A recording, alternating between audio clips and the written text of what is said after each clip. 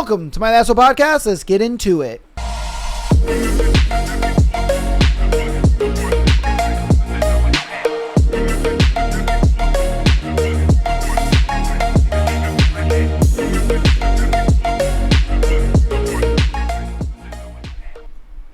Welcome to my Asshole Podcast. Today is Sunday. Woo, baby. Oh, man. God dang. How is it going? How has the week been? It's going great. It's a good day today. Today's Father's Day. If you're a father out there, happy Father's Day to you. Unless you're a cuck, then you're not. That's crazy. No, you don't get a happy Father's Day. Oh, man. Yep. If you don't stand up for your family, you don't do what's right by your kids, all that kind of stuff. Yeah, man. Yeah, there's people out there that claim the title, don't deserve shit. If that's you, you don't deserve it. But everyone else, happy Father's Day, you know what I mean? Or you're this guy. Let's see this guy. Jesus. Or you're this guy. A dad isn't the one who created the child. A dad is the one who takes that responsibility. He goes out of his way, even when that kid isn't his. Sloan, you're my best friend and such an amazing dad to Hosanna. The most amazing thing is she chose you. I hope one day you can find a woman who will treat you as well as you treat her. Crazy to co-parent with someone who's not my partner or her father. Like, bro, what? But here you are, our rock that holds the family together. Go best friend. Bro.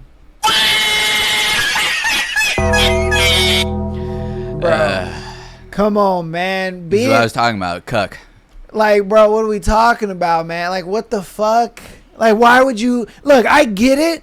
If you want to be a stepdad and you guys are dating and whatnot, cool, that's fine. But you're not even dating this girl and you're taking care of her kid. Yeah. Crazy work. The fact that she would have the audacity to say he's being a dad, but like... Man. You know what I mean? Being a dad is crazy. And then she's like, I hope you find a woman who will treat you as well as you treat her. Like... Yeah. Bruh. And look, Bruh. I'm not a man that's going to sit here and say, don't do what makes you happy, right?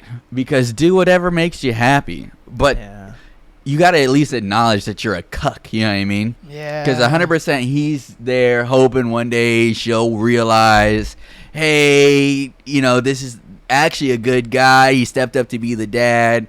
Let's date, whatever. But that's not what's going to happen. Nah. Especially because you're allowing... Right, and then it just, like, the amount of stuff that goes through my mind where, like, say you do find a woman that, you know, likes you, you get in a relationship, that woman's going to be like, why the fuck are you taking care of that lady's kid? Oh, 100%. She's then, your best friend's going to get mad at you and be like, well, why are you now choosing this new woman over your daughter? No, bro. No, you see? No, you're... Yeah. Oh, bruh. Do what makes you happy, but acknowledge that you're a cuck in this situation. Yeah, you know what I mean, bro. You're not thinking this through, brother. You're not. Sloan. Dude. You gotta start thinking about things a little bit deeper than this, brother. Yeah, like you're trying to win this long-term goal of like maybe she'll realize, but she's not gonna realize, and you're just causing yourself a bigger headache than you need to, brother. Yeah. Damn, dude. I didn't think about that. She's going to sit there and be like, oh, but our family. What about our family? Yeah. You're signing yourself up for a lot more than you realize. Yeah, dude. That's crazy. Yeah, crazy that is work. the craziest thing. That is the craziest thing. I got to get a dude. Dude, fuck yeah, you're cooking yourself, man. Yeah. Cooking yourself. It's funny when you had said that. I was just like, "Dang, we got sent something." That I was like, no, because it's the truth, though, man. It's the truth. It writes itself. Yeah. All right. I wanted to see what you thought about this. I thought this was crazy to think that 45% of Gen Z guys have never asked out a girl in real life. Yeah, I mean, I think it's just a generational difference, right? inherently nothing is ever bad or good, whatever, right? This is just something that's different, you know? The idea is just, if that's how Gen Z women want to be approached, or that's how everyone feels comfortable, then, like, we're not really harming anything, right? But the idea that there could be some repercussions or consequences that people wouldn't want still is prevalent, you know? The idea that, like, if you're too scared to approach people or talk to people in real life, they're going to have some issues where, like, everything's over text, where now conversations are probably going to be like, oh, shit, dude, like, I mean, I've seen videos making fun of it, but it's going to be a couple of different things of like, oh, ChatGPT, like, my girl said she's pissed about this. What do I do? Oh, that happens now. Yeah. That's the thing. That happens now. And then you're going to start having conversations where it's just like, babe, are you mad at me? Yeah. She's going to text back like, yeah, because fucking whatever. And like, oh, babe, you know I love you. They're texting right next to each other. You know what I mean? Yeah. It's going to be that shit where it's more comfortable to have a conversation over the phone through text or whatever versus in person, looking eye to eye kind of shit, you know? And it's like, hey, if that's what you guys want to do, then do it. You know what I mean? But you got to understand that there's natural consequences that come with it, you know? Yeah, there are. And also, you know, it makes it to where it's like the next generation of adults, mind you, the next generation of adults are not going to have that that drive to kind of like go out, do things, create things, you know what I mean? Like, our generation, I feel, definitely was the last of that. Yeah. Where it's like, we go out, we tackle, we have hard work ethic, we have all this stuff. Like, kids nowadays, bro, like, I get the whole work smarter, not harder. I get that 1000%. But at the same time, it's like, that should not kill your drive, your want to, you know what I mean, to get out there and tackle. Like, everybody, you know, it's just like, I think it started with the whole glorification of mental illness, where everybody is just like, oh, yeah, I have ADHD. Oh, well, you have ADHD? Well, I have autism. Oh, you have autism? Well, I have this and that. And it's just like, it was glorified. Yeah. And I'm like, bro, what the fuck is going on here? Like, why would you glorify and, like, be competing on who has the worst mental illness? And that, to me, is kind of crazy when you think about it. And I think it's kind of the main reason why a lot of people in that generation kind of look at it like, oh, you know, because I have X, Y, and Z, that is a perfect excuse of why I can't do something, or why I can't be a productive member of society. I can't get a job. I can't do this. And it's like, no, you can. You can't. You just don't want to. Right. And that's where I recently have just started coming up with, and I'm not going to explain really too much on it, but the idea is whatever you want to believe is going to be true, whether it's fucking actually true or not. That's up to each individual, right? And one of the worst sayings that I would hear over and over again in the Marine Corps was perception is reality. And that's because the idea behind it was so fucked up, where it wasn't even really necessarily like, how would this be perceived? You can imagine what kind of reality I'm cultivating off of that. It's the idea that whatever even leaders in the Marine Corps would use, whatever I feel like is happening, and I'm going to go based off of that. And that was, to me, just something so disgusting that I didn't really fuck with it back then. I hated it. Now I've come more to terms with it, where I'm like, it really makes sense, but I want to make it clear that the idea of using it for the betterment of yourself is what you really should be using that notion for, right? If you perceive something as like beneficial or a reason to catapult yourself or to do better for X, Y, and Z outcome, then it makes sense, right? I.e., if I have ADHD, I need to try harder to achieve my goals. That makes sense, right? Or I have depression, I have autism, whatever. I need to know as much as I can in order to make sure I still have the success that I want. That makes sense, right? But to say that I can't do X, Y, and Z because of X, Y, and Z ailment, neurodivergency, or whatever the fucking case may be, is just enabling yourself to be a lazy member of society and a piece of shit, really. Yeah. And that's what I don't fuck with. And this video perfectly encompasses why the saying perception is reality is stupid. Stupid. It's absolutely dumb. I'm going to show you guys. LA City Council members Hugo Soto Martinez and Nithya Raman were on hand today to help remove the signs. They say the no cruising and no U-turn signs were put up in the 1990s to prevent people in the gay community from meeting up with other gay people.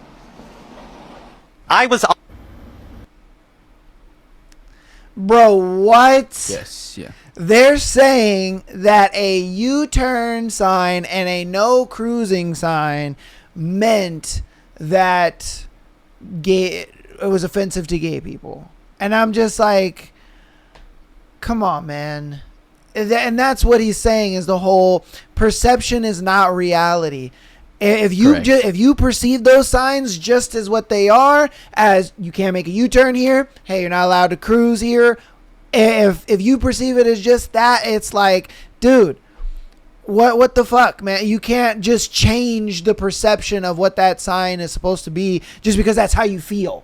You know what I mean? No, the sign says that. That is what the sign is there for. That is what the sign is doing. It's like, what are we doing, man? That's like saying no left turn. That's like me being like, oh no, that no left turn sign, I don't like that. I don't like that because that's offensive to me. And it's like, what? No, this is just simple traffic laws. This is just simple, this is how they want the city to work. I don't know what else to tell you, man. I really don't. I thought that was crazy. And then once you had said that, I was just like, facts. Because perception is not reality, dude. Yeah. They're like, people are not out to just put up signs and do all this kind of stuff to like secretly hate gay people or to secretly hate a certain type of people. It's like, no, these signs apply to everybody. and that's what I get at with the idea of like, whatever you say is going to be true, because wholeheartedly, I mean, we could just say, yeah, someone up there in power in the government, whoever the fuck, was like, yeah, you know what, dude, like, I'm gonna put these no U-turn signs out here, and I hope it really hurts gay people, like the LGBTQ community. Yeah. You know what I mean? And it's like, okay, cool, fantastic. You know what I mean? Right now that you know that, like, are you gonna stop being gay? Are you really inhibited from being who you are? But is his perception your reality? No. No. And that's what I mean. It's like, even if let's say they did do that. Let's say we did have a mayor that was like, yeah, put these signs up so that way we can get these gay people out of these areas. Let's say that. His perception is not your reality. Just because there's a no U-turn sign is not stopping you from going in that neighborhood. It's not stopping you from doing what you want to do in that. Like he said, it's not stopping you from being gay. Yeah. Like, his perception is not reality, bro. Yeah. And it's not. It all depends on what you accept, and that's what I'm getting at with the idea of like, whatever you say is going to be true, regardless of it's a benefit for you or a benefit against you, right? You're going to have some type of perception that you will build into your own reality, and that's going to be either a limiting belief or a uplifting belief, right? And that's what I'm getting at, right? Yeah. Like I said, I have the idea of I have ADHD, so I need to try this much harder to become successful, or I'll never be successful because I have ADHD. Mm-hmm. It's up to you. Whichever one you pick is going to be the one that's going to be correct.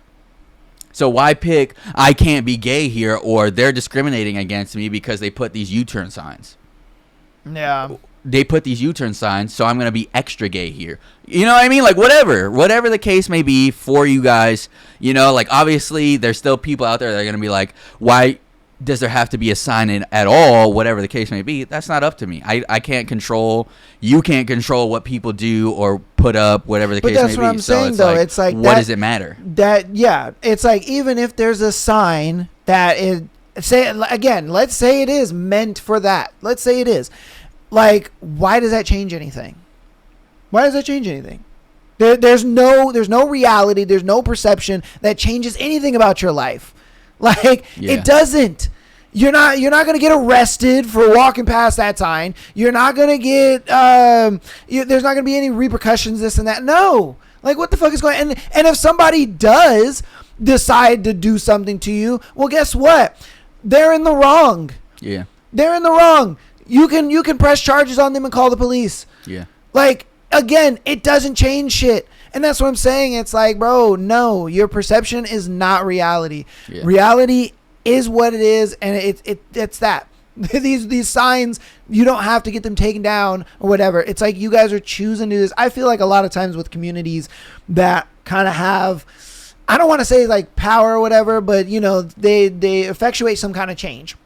Let's say they effectuate some kind of good change and they're like, yeah, this is good for our community. And it's like, yeah, everyone agrees with it. I feel like once they have that, like that win under their belt, they're like, now let's start getting nitpicky about shit. You know, just let's just, what offends you guys? What do we not like? Let's just go after just any little tiny thing. Another example of this is the whole stop killing games movement. You know, they got gambling and they got loot boxes and all that shit out of video games and stuff like that, which was fantastic. That was a big W, super big win. But now they're going after companies because they're like, oh, we don't want you to sell your games on multiple platforms because there are certain countries that don't have access to these platforms. Like they look at it like you're selling your game on Steam and you're selling your game on Epic Game Stores and you're selling your game on another launcher. They're like, no, we only want you to sell it on Steam. And it's like, that's an L for gamers, because if for whatever reason you don't have access to Steam, or your country, you know, doesn't have access to it for whatever reason, or, you know, say you're banned from Steam. I don't know. You did some stupid shit and you got banned from Steam, but you still want to play a certain game. You can go download it off of other launchers. Like, that's good. But they look at it like, no, that's corporate greed. That's why the games are so expensive, is because they're doing that. They try to justify the price because they're putting it on multiple platforms. And I'm like, I can understand the logic behind it, but that's still an L for gamers, dude. I can understand the logic, but it's still an L, because say I don't have, or I main a certain launcher. If my game is not on that launcher that I really want to play, and I go find it on another launcher, then great. But if I'm stuck with one launcher because this is the only launcher that games come out on, and my country puts a ban on it, or I get banned from it, or there's a restriction on it or something like that, well, guess what? You're locking us out of these games. And it really is just like you said, you know, the idea that I think a lot of people just want as much control over specifics to the point of it just becomes this like song and dance, or like this dog and pony show of like how specific can I get before I break someone, you know? Yeah. And that for me is just like, yeah, I really, it makes no sense, because I mean, the idea that you can do whatever you want and be as happy as you want is like cool and all, but like the reality of life is like no one ever gets that freedom for very long, you know? And it's just kind of selfish in a way to think that like you or even one group or you know, everyone should be able to have that at any time, no matter what. You know what I mean? Because there's there's way too much that could go wrong with that notion if everything was so as whimsical as anyone wanted it to be, you know? Yeah. And a lot of people will be like, well, it's not even like as whimsical as they wanted it to be. It's just like basic human right, where it's like, well, we already agreed that perception is reality. So the idea that you or even a specific group or a collective of people have this same perception as reality doesn't make it true. You know what I mean? So like to go out and like for your gamer example there, where it's like, oh, I'd rather it be all on one platform, or I don't like that it's separated, is like, well, there's probably people out there that really just don't give a fuck, and it's probably like a small group of people that give a fuck, and they're like, well, what about them? Yeah. And it's like, all right, bro, like, what about them? You know what I mean? Like, okay, they get excluded, and what? Are you in that group? No. And if they're speaking from that group, there's workarounds that they could do, but they want the corporate or like the higher up entity to bend to them versus trying to figure something else out and just having a workaround, which is why the Pirate Bay was up and around and thriving for fucking years until the FBI was like, you know what, dude, this is kind of becoming a problem, so they fucking cut it. You know what I mean? But like, it was a thriving thing that people knew about and no one really gave a fuck until the right people did. But like, at the end of the day, it's like that's what it was. You know what I mean? Like, people were like, dude, this is an injustice. They found a workaround and people were fine with it until it really became a problem. Yeah, because my thing is, like, do you really think that your happiness is worth affecting other people's happiness? Because I get wanting to be happy. I get wanting to do things that make you happy. I get wanting to, have things, I guess, go your way. But it's like, you also have to look at the people that you're affecting, because not everybody's going to agree. You know what I mean? Like, sure, you'll have a core group of people that will agree 1,000%. But you also have to think about, okay, are there more people that agree with me, or are there more people that disagree with me? Because if you're the minority and you're over here trying to fight for something that a majority of people don't give a fuck about, it's like you're going to be harming the majority of people while making the minority of people happy. And it's like, why? For what? Like, the rest of us don't give a shit, dude. You know what I mean? And that's the type of shit that I'm talking about. That's why that taking down the signs and all that stuff was dumb, because it's like you're looking at the tiniest little population of people and you're like, yeah, let's make these people happy, and then everybody else around, they're just gonna have to fucking deal with it. Who cares? Yeah. It's like, dude, that's like a big fuck you to everybody else, where it's just like, why do I have to care about what such a small little community want? Like, I don't care. Like, why am I a bad person because I don't care about that? Like, to me, it's just baffling. I think the world right now has gotten to a point where we've overcorrected so much to where it's just like the littlest tiny things you're supposed to care about, and you're supposed to blow it up and make it this huge thing. It's just like, bro, nobody really cares. Yeah. Nobody really cares. All right, this video, I only saw a little bit of this video because it got sent to me yesterday. But I'm just like, what the fuck is going on? I've seen this video, and it's the exact display of women being poisoned by the idea of being held accountable. All right. You keep lying, saying I'm threatening you, so I'm recording to protect myself.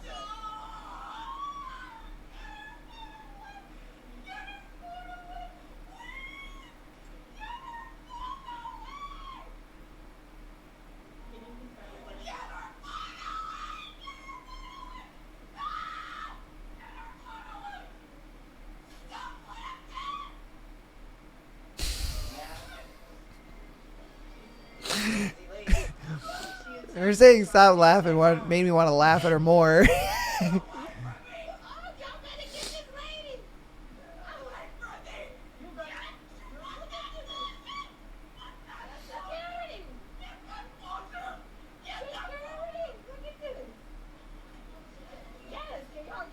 Yeah, what the fuck? Get her, bruh.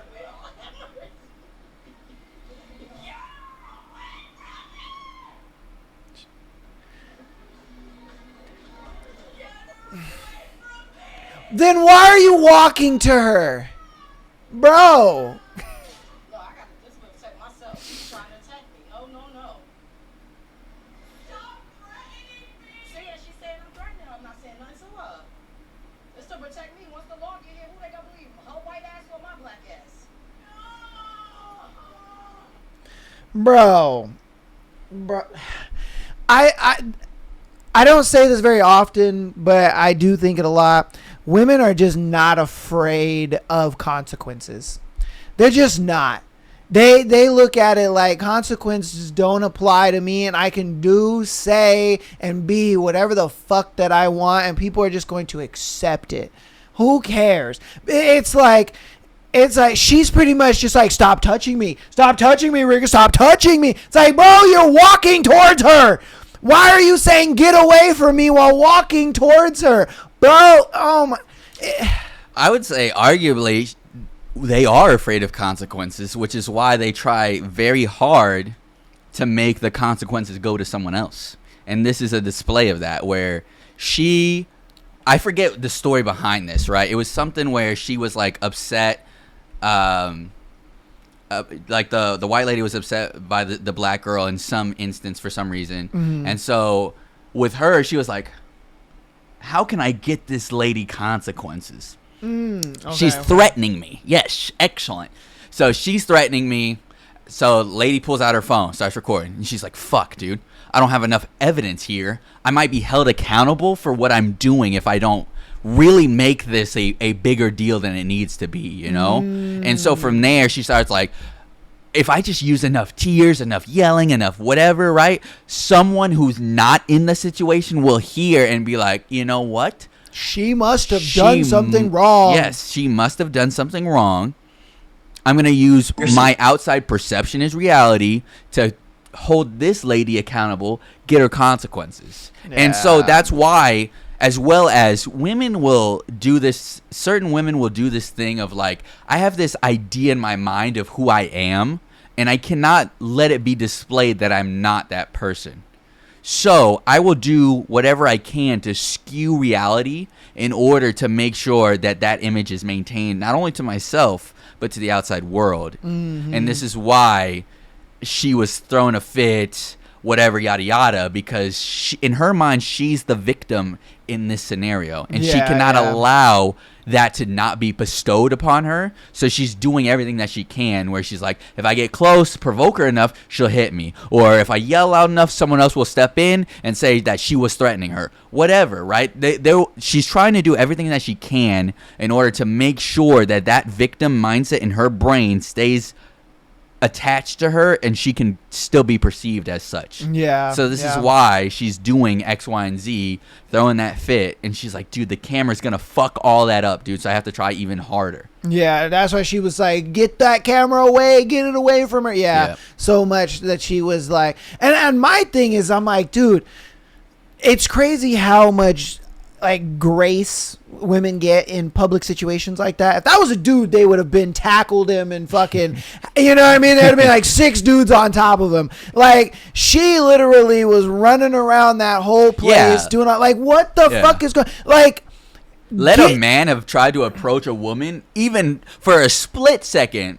There'd have been, like you said, 6 dudes beating the shit out of her. Yeah, like bro, dude, what are you doing? She's just got a camera out and you're just approaching her aggressively? Kill him. You know what I mean? Like, what are we doing here? The idea is like, brother, the idea is like you said, you know, again, they're just so afraid of consequences. They're like, no, I can't have some shit happen to me. I can't have accountability or consequences near me, dude. I have to figure out something. And so from there, she threw that fit, and luckily it was 2 women, right? Because one of them being a man, he probably would have been castrated and fucking hung or something. Oh, yeah. Like, even if he was the actual victim in that situation, like, they still would have just been like, nope, you did something wrong. Nope, then beat you to death. Yep. And it's just like, dude, what the fuck is going on here? Like, and that's what I mean, though, is that they're not really afraid of consequences because they're willing to just do all that. Like, what you said makes sense. Yeah. I do understand that 100%. And I agree with it. But I think because they don't fear the consequences of what will happen, or, you know, who is around them, or even just like them getting kicked out or the police being called or anything like that. They're just like, there's so much in that space, but I don't care. I don't care if the police get called on me. I don't care if I get in trouble. I don't care who's around me. I don't care if any of that. Like, I'm not getting my way. I'm not getting my way. So I am going to kick, scream, and I'm going to do what I can. Because that's why I agree with you with the whole, you know, she was trying to provoke that woman into like hitting her or pushing her or something like that. That's why she was just like, I'm not getting my way. I need to get my way. So I'm going to do whatever it takes to get my way. I don't give a fuck about any consequence, that woman is going to touch me. Like, Yeah. And that's what I mean. That's why I say, like, they're not afraid of consequences, because if they're not getting their way, they will do anything and everything to get their way, regardless of the consequences. They're like, I don't give a fuck. Once I get my way, I win. It's me. You know? Yeah. I think both things are true at the same time. I do. honestly. I Yeah. do. I think it is. And in most cases, you know, I mean, I would say that you're right in most cases, just on the simple fact that a lot of women can't take L's. Yeah. You know, they can't at all. Like, Yeah. if a guy is just like, oh, you know, I'm not interested in you, or oh no, you know, I'm not, Yeah. I don't really want to continue this or whatever. They go fucking Ballistic, nuclear, yeah. and they're just exploding, and you're just like, whoa, hold up, chill, bro. Yeah. Like, I didn't see you that way. Sorry to say it. You know what I mean? So yeah. All right, I wanted to go over this video. I've never seen it. I know you've seen it, but I wanted to go over this one because I know. This is what we talked about with the idea of a lot of men kind of get it confused where it's like, she said X, Y, and Z or whatever. Oh, You can't believe what women say. Believe Or women always tell the truth in the very instance that they say it, not all the time. Not they don't mean it though for a long period of time. Okay. But yeah. A hypocrite. What, I'm not the right kind of monster for you? It's not what you are. It's what you do. They never hurt anybody. You've killed people, Jake. I'm designed to kill. I don't care. I've killed people before. It does not matter. You're such a hypocrite. She and I'm telling you, 100%, she meant that when she spoke it to Jake, right? Yeah, I think that was his name. Yeah. Jacob. Yeah. Jacob. Okay. I've seen the movies. I just forget. Okay, I'll be real. I've seen the movies. Oh, But- 100%. I've seen them all. I Yeah. ain't gonna lie to you. Yeah, I ain't gonna lie to you. I took my cousin to see them all. Yeah. She wanted to see them, so. But yeah, she meant it 100% when she spoke to Jacob, because for her, Jacob was not that guy. Oh, 100%. And that's exactly what I was going to say. Yeah. I was like, bro, when you're not that guy, bro, you're just not. Yes. And you have to understand that, like, if you have to go to such lengths to get a girl to like you or notice you, bro, she don't like you, man. It is what it is, because you got to understand, like, for him, the amount of times, I wish I would have saved it. There's a video where they're like, Bella should have chose Jacob because Jacob actually saved her more than the other guy did. And I was like, no, and he like showed all the times that he saved her versus I forgot the other dude's name. Edward, there you go. Edward saved her maybe like 6 or 7 times throughout the entirety of all the movies. Yeah. But he saved her like 13 times. Yeah. And the thing is like, he was constantly saving her, doing these big grand gestures and all this kind of stuff. Still lost the girl, because it's like, bro, it doesn't matter what you do, doesn't matter what you say, doesn't matter, you know, what it is. Like, if she don't like you, bro, she don't like you. Yeah. It just is what it is. If you're sitting there thinking like, oh man, I really like this girl and I'm gonna do this big gesture to win her over, bro, cooked. You've already lost her. Yeah. You've already lost her. She doesn't like you. Okay, she just doesn't. And it's very interesting too, because in the comments someone says 5'11" versus 6 foot, right?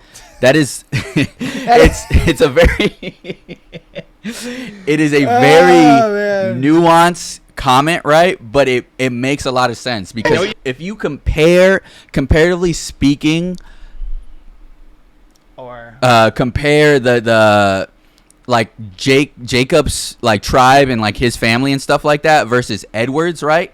So Jacob and them, they're werewolves. They're very tribal in a sense, right? If you like look back on it, they're very tribal. It's very like pack mentality kind of thing. Yep. Jacob doesn't have a lot of power in his community, right? Like I think he starts to build it and like start to take over or something like that. I don't remember specifically, but he doesn't really have a lot of power in his community, whereas Edward, on the other hand, him and his family have been alive for generations. Yeah. They're very involved in like the vampire council. Like, Edward's got a lot of pull. He's got a lot of power. they got a lot of money. He's got a lot of money, and he's a powerful, mysterious being, right? Yeah. So it's the idea of like, they're both very like, but the idea is still, you know, depending on what side you stand on, right? Werewolves versus vampires. Some people believe that werewolves are a lot stronger than vampires. Just depends on what we're looking at. But the idea is still, even with Jacob saving her more than Edward. More than Edward, putting in the most work, being like, you know, if you've watched the movies, like overcoming so much like odds, that kind of thing, and her still friend zoning him because of how readily available he was to her, really puts into perspective that idea of like 5'11" versus 6 foot, where it's like they were very much not too far off from each other as being that guy. It's just that Edward had a little bit more of that mystery and like that class, versus like Jacob was just always there trying to be there for Edward. For Edward. It's not gay. Bella. For Bella. I forgot her name. That's why I said Edward. Yeah, trying yeah. to be there for Bella. She was like, dude, you're not really worth anything to me. Yeah. And for her, she had to do what we talk about a lot. It's like she had to upplay for her. Not upplay. Men who She had to compete and try her hardest to actually win Edward's favor, where he was like, look, like the whole time, if you watch it right, the whole time Jacob's like, we can be together, like give me a chance. Edward's like, yeah, we cannot be together, please stop trying to be with me. And she's like, no, I don't care, like the whole time, right? And so the idea is like she is trying to qualify herself for Edward. Jacob is trying to qualify for her, right? Yeah. When in reality, there's two way stronger beings than her, right? Yeah. And arguably, it's hard to tell the difference between who's stronger between the two of them. It's just the idea of he put himself in this role to her, she put herself in this role to him. And Edward's like, I've been alive for centuries, I don't give a fuck. You know what I mean? Edward's just like, man, I've had bitches like you all day. Yeah. Like, I don't really care. And that's what a lot of women like. Yeah. Like, this whole, we want guys to yearn and chase and all that. But no, they don't, bro. Women want a guy who is just so nonchalant, I don't give a fuck, where they are the ones pretty much vying for your attention. They're the one, and I'm gonna show you a video that exactly proves exactly what you were saying, where women want to be the ones that are qualifying themselves to the guy versus the guy qualifying for her. Yeah. And I'm gonna show you this video. This is from an actual psychologist. Yeah. And he talks to men and women, of various age groups, nationalities, creeds, all that kind of stuff. And this is kind of what he's noticed. And I agree with him wholeheartedly. are doing the bare minimum are the men who are doing it right. You can almost hear the angry comments from here. That's right, men should do as little as possible when courting women in today's day and age. And today I'm going to walk through 3 reasons why that might be the case. You can be the judge. Let's get to it. First and foremost, it's important to understand that you can never move backwards with women. That is, whatever you do serves as the standard against which future efforts are compared. This means that if you come right out of the gate with a lot of effort and provision and consideration, then you've just created a logistically impossible relationship. It's going to be very difficult to maintain that level of effort, let alone top it. And trust me, even if you are able to maintain that level of effort throughout the entirety of your relationship, it wouldn't be enough. Correct. This is because women grow acclimated to the treatment they receive and the lifestyle they enjoy. The same effort that might wow them in the beginning will hardly seem impressive or important a year or 2 from now. Yes. So if you come out doing everything you could possibly do, congratulations, you just painted yourself into a corner, muchacho. A smart man gives his relationship a lot of runway. And why is that? Because the game does not run on gratitude, ladies and gentlemen. I wish it were true. I wish people stayed together because of the gratitude they feel in their hearts for what their partner has done for them in the past, but they do not. That said, people do often stay together out of guilt. Guilt, keeps people together, the guilt they would feel for leaving someone who has done so much for them. But no one stays because they're grateful. They stay, when they stay, because they feel guilty. And a relationship that is only held together with the glue of guilt is not a relationship that you should make an effort to save. It's important to know when to pull the plug. In any case, when courting a woman, it's a good idea to start small so that you have some place to go in the context of the relationship. Which brings us to the second reason why as little as possible makes sense. It establishes the proper reinforcement protocol for your relationship. Namely, the more someone does what you want them to do, the more you reward them with the things that they want. When men come right out of the gate with princess treatment, buying women flowers and planning expensive dates and sweeping them off their feet, which, spoiler alert, will be rebranded as love bombing when it doesn't work out, Yes, these men God. set the wrong standard for their relationships. Because what the fuck have those women done to deserve any of that?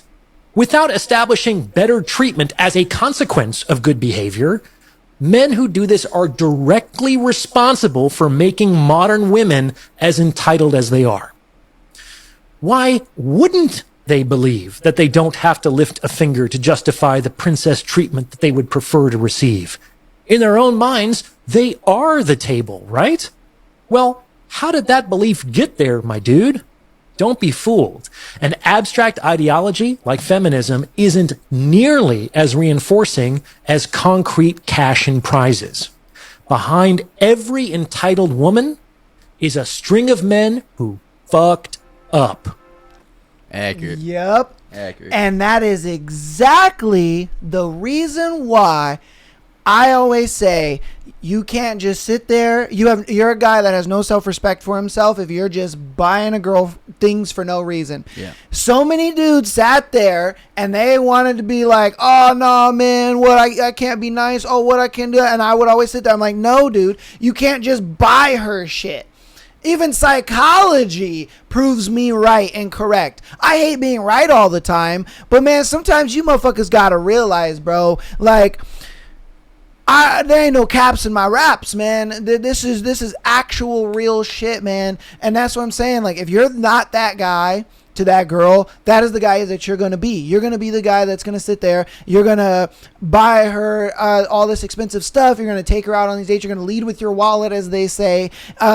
He also even talked about love bombing. That's one of those things where it's like when you're doing a lot for the girl and then you guys get to the point where you're like, all right, I'm handing her the baton and she don't do shit. And then she's sitting there wondering what the fuck's going on. Then you lose interest and you leave, or you just kind of stick around, because you guys are having sex or whatever. And then they're like, oh, he love bombed me. Oh, da, da, da. And it's the idea of like, well, because you didn't do anything. Yeah. You didn't do anything to deserve us moving from the, dating and talking stage to being boyfriend and girlfriend. Like, bro, this was such a gem of a video because it was like so many things that I've talked about in one video that proves me correct. And it does it through somebody who's in academia. You know what I mean? Like, they sit there, oh, well, you don't have a degree. Oh, you can't say that. All right, cool. I'll get somebody who does have a degree to say exactly what I'm fucking saying to you. Yeah. Like, it's insanity to me. But it goes back to what you were saying as to where if you're sitting there trying to qualify to a girl and you're doing all these things, taking her out on expensive dates, buying her flowers all the time, buying her shit for no fucking reason, well, she's not going to like you. Yep. Versus the guy that she's trying to qualify herself for, where she's the one doing all those things, she's going to be a lot more grateful for when she does get that guy. She's going to be a lot more appreciative when she does finally date that guy and she's with him. You know what I mean? So that's why when you had said that, I was like, this video is perfect because guys will sit there and they'll do the most, wonder why they don't get the girl, and then, for some reason, it's her fault, or, they look at it like, what's going on? Oh, why? I don't know what happened. Oh, why doesn't she like nice guys and all this and that? No, bro. No. It's the fact that you decided to put yourself in a position where she sees you as less than, and that's it. Again, we did a situation. Remember that situation where homie was like, "Oh man, I got into the gym. I like you guys said, I got a 6-pack, but girls still don't want to date me." Yes. Yep. That is exactly this. Yep. It's like you did all of that thinking the girls were just going to magically change. No. Why? Because women can't go backwards. Yep. Once they see you as something, Yes. they see you as a friend, they see you as a coworker, they see you as whatever. A cuck. It ain't changing, bro. Yep. Oh yeah, like the first guy we went over. Yep. Yeah. Once they see you as a cuck, you're a cuck. Yeah, she's never gonna see you as a guy that can be an actual like guy that she's gonna date and marry and be with. No, she's like, he's taking care of my kid and I don't have to have sex with him or do anything for him. Sweet dude. Yeah. That's where he's gonna be forever. Like nothing's changing. Yeah. Yeah. And I encourage you guys, go watch. And a lot of people will be like, "Oh, it's a chick flick, whatever. I don't care." Go watch all of Twilight, and you'll see the difference of what we're talking about. Watch how easily Jacob was trying to upgrade her for doing jack shit, other than being in his life and them having that prior relationship of knowing each other. Where I don't remember specifics too well, but the idea was like he was like moving up in rank or some shit, or like they were doing some tribal ritual, and he was like, he invited her over, and all the females in the tribe were like, "Who the fuck is this snotty bitch in our like area, you know?" And she was over there judging the shit out of them, making like not really giving a fuck about like anything that was going on in their tribe, which is like they had a culture and like traditions that they were doing, you know, but she was like, "I don't really give a fuck about any of this," you know. But Jacob's trying to include her because he's like, "Dude, I want you to be a part of everything that I'm like stepping into," you know. And on the flip side of that, Edward, I forgot his name, Edward was kind of just like, you know, this chick is kind of interesting, but at the same time, like, I've been through 150 billion of these. I'm not doing this. And she was like, "Wait, what? Why did I see you before?" And so like he had that idea of like, you know, like, let me see if I could toy with this lady a little bit, you know. Yeah. He was like, "Mr. President, we got her." Yeah, we got her. He's like flashed little bits of like, you know, I kind of have this dope life. And she's like, "Dope life? What do you mean?" And from there, she was trying to qualify like, what can I be a part of? Because he's like, "Dude, I got bigger fish to fry. Like, there's huge shit going on, right? Like the war between werewolves and vampires, and like some of the vampires that want to just like fucking fuck people up, like the evil vampires, and like the good ones that like I don't know what the fuck they were doing. Like they had some blood substitute or whatever, so they weren't eating people or something anymore. They wanted to get all vampires on this blood substitute so that way they didn't have to hurt people. They could live alongside humans. So that's the idea. Like he had a mission that he was accomplishing. She just kept trying to get in the fucking way and like also prove that she could be of use in those scenarios, right? Where she would be like, "Turn me," or "Use me as bait," or whatever the fucking case may be. And he was like, I mean, fuck, dude, you just kind of bugging me too much, I guess, right? where Jacob the whole time is like, "Be careful," you know, like, "Don't, he's a monster, yada yada yada." And like he said there, like, I'm the wrong kind of monster. In reality, yes, because regardless, one swipe of the paw, you fucking kill her, and that's, you know, what do you have plenty of women in your tribe that you could fucking date, but you're showing that she doesn't need to do anything to be special, so she doesn't care. Whereas Jacob is like, "I've seen 150,000 of you, I don't care." And she's like, "Well, I can qualify to be different." And that's the thing. If you watch the whole thing through, you'll see what I'm talking about. Yeah.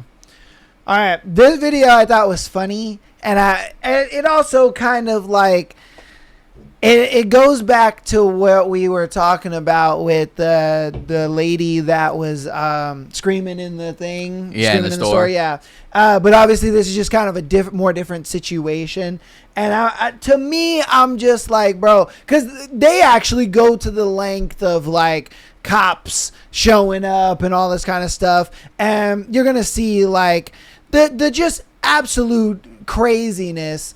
Because this is actually a man to a woman. Yeah. You know how we put the scenario of like, dude, if this was a guy, like shit would be escalated like crazy. Well, here's an example of what it would be like if it was a guy to a girl. Right. But, you know, but the guy is the one holding the camera. Ladies. How you doing? Good, I'm Allie. Nice to meet you. I'm Nay. Hey, Nay, what's up? What's going on? You lost your keys? Yeah, lost the keys to the car, and I need to hurry up and get in here. I'm trying to go do my thing. What happened here? Oh, you know how to fix this or something? No. Okay, how much you gonna cost to get my key? Made? It's 300 because it's a push start, right? How long it's gonna take? About 15-20 minutes. I gotta get some out of this glove compartment. Go ahead. Oh my God! I seen you counting. Sir, was you just in the glove compartment? What do you mean? Was you just in the glove compartment? Did you go through the glove compartment? No, I didn't touch anything. I'm just doing this. I'm programming it. What do you I'm mean? missing money, and I'm trying to figure out where the is my money at. You think I really took your money? Ew. Obviously it was in there. Dude, I'm a locksmith, dude. I can't do my work. I don't came for your money. I didn't touch it. People can't steal. People obviously steal. I didn't touch your shit. You really think if I'm gonna... Yo, bro, chill. I'm a locksmith. If I decide to cross the lines, you're not gonna be my target, boy. I can unlock anything I want. The police come over here and they'll get it together. Call the You about to get your... Yes, I need someone to come to my address because this locksmith just stole my money from out of my envelope and it was $500. I need somebody here now, please. You really think I took it? Yeah. He's not Hispanic. I apologize. He's not Hispanic. He might be Latino. It doesn't matter what I am. I'm a person. I'm a human being. Yeah, right, man. I'm a locksmith. Hold on. No. Let's. She called. We talked to her first. I respect everything. I have everything recorded. She's trying to avoid payment. That's what's up. I understand. That's the case here. I've been doing this 14 years. Give me a second. Thank you. I'm a locksmith. You really think I need your money? I'm not. Interrupt again. I'm gonna put you in handcuffs. Okay, boss. All right, that cop is. Now, what you looking? Okay, I appreciate you. At any point, did you go in the glove compartment and take the $500? No, but here's the deal, man. That's all I needed. Yep, never. Now, you can search my car. All I have there is 20s, 10s, 5s, okay? I'm sorry. Everybody here is about to go to jail. Every single person here is about to go to jail. Yeah, that cop's fed up. I'm not gonna lie. Oh man, yeah. Money? The baby daddy took the money? Okay. All because her baby daddy took the money. I am so sorry. So you owe me $300. Sorry, I got frustrated. And I'm not trying to give you guys. Hey, I respect you all. I'm not trying to give you her. I could be a big girl and apologize that you didn't take it. It was just that you was being real fucking weird. Sorry for interrupting you. That's okay. How was that weird? Okay, hey, look, we're all. Are you guys going to be able to agree on for services when we leave here? Yeah, I'm a big girl. Okay. All right. That's what I mean. It's like, dude, when it, like I said, we saw the video of that lady in the thing, right? And how nobody fucking touched her for the longest time. But when it's a dude, they're going to the extremes of like, yeah, yo, what the fuck? What's going on here? Did you touch her shit? Da-da-da. And it's like, bro, and then they come out of nowhere. Oh, her baby daddy took it. Oh, we're sorry. Oh, bruh, why didn't you think about that nigga first? Why didn't you think, oh yeah, it might have been him, let me call him? Nah, you just went straight to accusing this dude. Like, bro, it's crazy to me. And I'm like, dude, what? Yeah, I mean, it's just really, really sad because the idea is, I agree, it does appear that she was trying to get out of paying for that service. Oh, yeah. She heard $300 and was like, oh, yeah, it's in the glove compartment. How can I spin this so I get out of this? Yeah. Perfect. He stole. This should scare him off, and I won't have to pay. And once the cops got there and believed him, I think she was like, oh, shit, hold on. Yeah, it was my baby daddy. Yeah, never mind. Sorry about that. I do apologize. Shut the fuck up. Honestly. Yeah, like, what are you doing, bro? Why you think that you could just do that shit? And that's what I mean, though. It's like she felt like she could get away with it because it was a guy. She was just like, oh, yeah, they're going to believe me over this guy.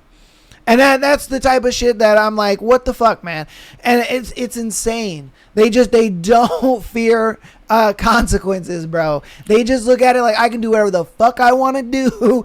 I can say what I want to say. I can act how I want to act.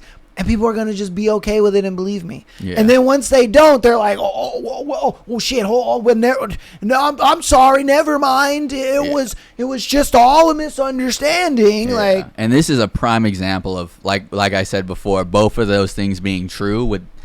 she was like, I don't give a fuck about the consequences. Nothing's gonna happen to me. But then I'm pretty sure once he was like, I can leave you guys as adults, right? Like, you can pay for the services. She was like, yeah, if I say no, I'm going to get cooked up here. I'm not letting that happen to me. So, yeah, I'm a big girl now, right? Yeah. Because whole time, she knew she could pay for it. She just didn't want to, right? Yeah. That's exactly what it was. She didn't want to. She was just like, no, let me try to get up out of this accountability for paying for this. And I'm just like, bro, come on, man.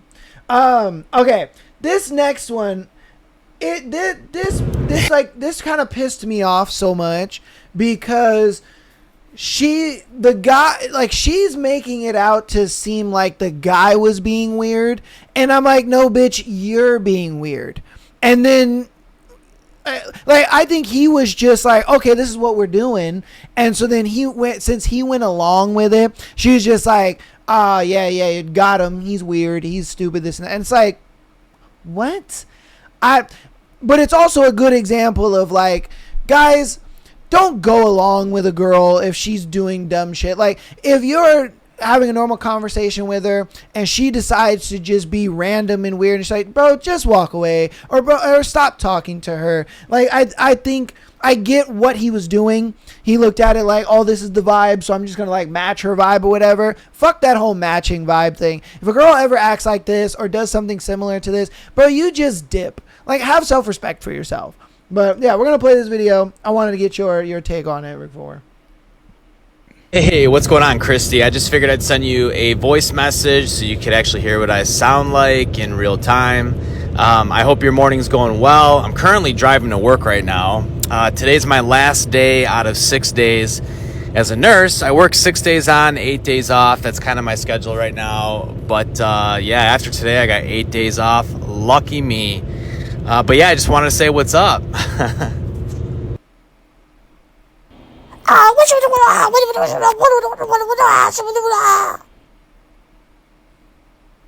So hands down, that was the best response. Made no sense, but that was literally like the best response I think I've ever received on this app.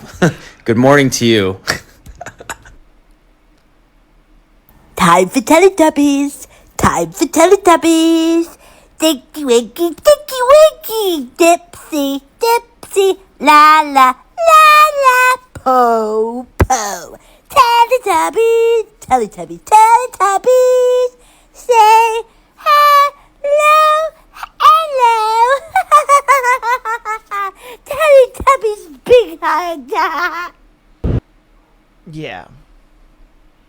I'm a little confused. What? So did she like post something else where she's like, this guy's weird, or like, because you had mentioned that she was trying to make it out that he was being weird. She had I think she had another post on her thing. Okay, yeah. Because this is the continuation of that. Okay. Yeah. Somewhere in the comments, yeah. Because she was in the comments kind of like, because people were just like, bro, what the fuck is going on here? And she's like, oh, well, then you date them. He's weird and this and that. I don't remember the exact comment, but we'll watch the continuation. Yeah, let's see it. So when's the wedding? Man, you are insufferable. Insufferable. That was just like, listen, you just sent me 2 chats that was literally gibberish, and that's like the best response I think I've ever gotten on this app. Like, completely just fucking goofy as fuck. Like, I don't know. That was awesome. So yeah, when's the wedding? So I'm just kidding. You don't have to answer that. But yeah, no, that was an awesome response. Anyways, hope your night's going well. I just got done running to the grocery store. I ran a mile today, did some trading, did some investing, and I'm currently chilling. I need some ice cream so bad. Choco Vanilla swirl with Cookie Crunch, please. All right. Yeah, so I'm kind of starting to get a clearer picture here. Whoever the dude is, I'm just gonna say this now, dude. We can tell you're lonely. We can tell you're very lonely. You're thirsty as fuck, bro. Like, you need a tall glass of water, bro. Which is fine, you know. Obviously, the male loneliness epidemic hits all of us, right? This is not the most down bad I've seen anyone be, so I won't hold it against you. However, you're letting the loneliness affect your ability to understand what is happening in front of you, where she's trying to scare you off and you're not letting it work. Probably because you spent your whole day running, going to the gym, day trading, just so you could say it, you know? Yeah. Your life is not really as busy as you make it seem. You're being performative, really. And we can all see it. Yeah, 100%. It's very, very obvious, and it's kind of sad in a way, but the idea is still, you just weren't recognizing the signs, because I know for you, you're like, best response ever, A+, yada, yada, yada, like trying to get her to like you. But the idea that she's not responding with any type of substance and you're rewarding it is crazy work, you know? Like, bro, it's like this whole like, oh, match my vibe thing. No, bruh. No, bitch, you match my vibe. Fuck are we talking about here? Like, you don't sit there like that's perfectly how you said it. You don't reward this kind of behavior. If a girl wants to do some shit like that, like after he did his introduction, which I think that is a great thing you should do on dating apps, is let them hear your voice, let them hear how you speak, you know, be very casual. Hey, you know, how are you? This is my schedule, you know, my availability, you know what I mean? I work and do this and blah, blah, blah. You know, it's a good icebreaker, allows her to kind of feel like, okay, I have enough to kind of create a conversation on or keep the conversation going. But I mean, after that first, you know, one, you don't sit there and be like, best response, like, no, bruh. After that, unmatch immediately. Have respect for yourself. So many dudes just don't have fucking self-respect for themselves, and they sit there, oh, bro, but like, oh, but you know, and I'm just like, dude, you're fucking dumb. I'm telling you, guys are so afraid to walk away from women. They're so afraid of doing it. They cannot walk away from girls. And I'm like, bro, what are you doing, man? They're so afraid to walk away from the possibility of getting the coochie or the possibility of getting with her. Oh, maybe if I do this, or maybe if I do that. No. If you have to have that mindset of maybe if I do this, or let me see if this works. If you have to have that mindset about a girl, she does not like you. She doesn't like you. She doesn't want to be with you. It's over, bro. And you're also not that guy, right? You're just not. If you think about, will this work? Is this going to be enough? Yada, yada, right? If you have to comparatively speak to yourself of like, what are my actions causing? You're not that guy, right? Because actions will speak for themselves, as well as guaranteed, right? If you had done that introduction and she was like, oh shit, like you're really handsome, you know, like what are you up to, yada yada yada, like you would be able to hear it in a response that actually has substance of like where this is going, right? And I get it, right? I'm not gonna be oblivious to the idea that you might just like weird girls, you know what I mean? You might like a woman with what she feels like is a personality of being weird, quirky, whatever. However, the idea is you kind of, I would give it like maybe 2 or 3 messages, right? Because again, I'm not going to be oblivious to the idea that you like weird girls, right? The Rig 4's got a little bit more standards to him, that's fine. But the idea is still 2 or 3 messages. If she's not giving you any substance whatsoever, because you might want to just like, she might just have to get the weirdness out of the way, where it's like, all right, are you going to give me some substance here? No. Then you fucking unmatch, right? But the idea is still the same. You know, you use those 1 to 3 messages to qualify her. If she doesn't qualify, get her the fuck on, you know? I wouldn't even give her 3. I ain't gonna lie to you. Yeah. My thing is, look, I get liking weird girls. I get liking girls who have a sense of humor and all that kind of stuff. But if she's doing dumb shit like that and not giving substance right off the bat, I don't care, and you shouldn't either, bro. You should just be like if you're like, hey, you know, it's I'm glad that we match. It's good, you know, to finally talk to you. I wanted to, you know, do this voice message so you can hear how I speak and whatever. Like, I think that first message was great. I think you did fantastic with that. The moment you get whatever that was, you're just unmatched, bro. Done. Quit wasting your time. Move on to the next girl. Cut and move, bro. Like, having standards as a guy for some reason is so fucking demonized. It's like, if you're a guy that has standards, all of a sudden you're just the worst person in the world. You're a misogynist, or you're this, you're that. And it's like, no, I'm just not dealing with the bullshit. I'm going to go where I'm wanted, not where I'm tolerated. And that's the thing. A lot of guys look at it like, no, I'm just going to go where I'm tolerated. It's easier. Why not? You know what I mean? And then they sit there talking about, oh, yeah, I want to be a leader in a relationship. Bro, what the fuck? Are you kidding me? No, man. No, like, what are we doing? Go where you are wanted.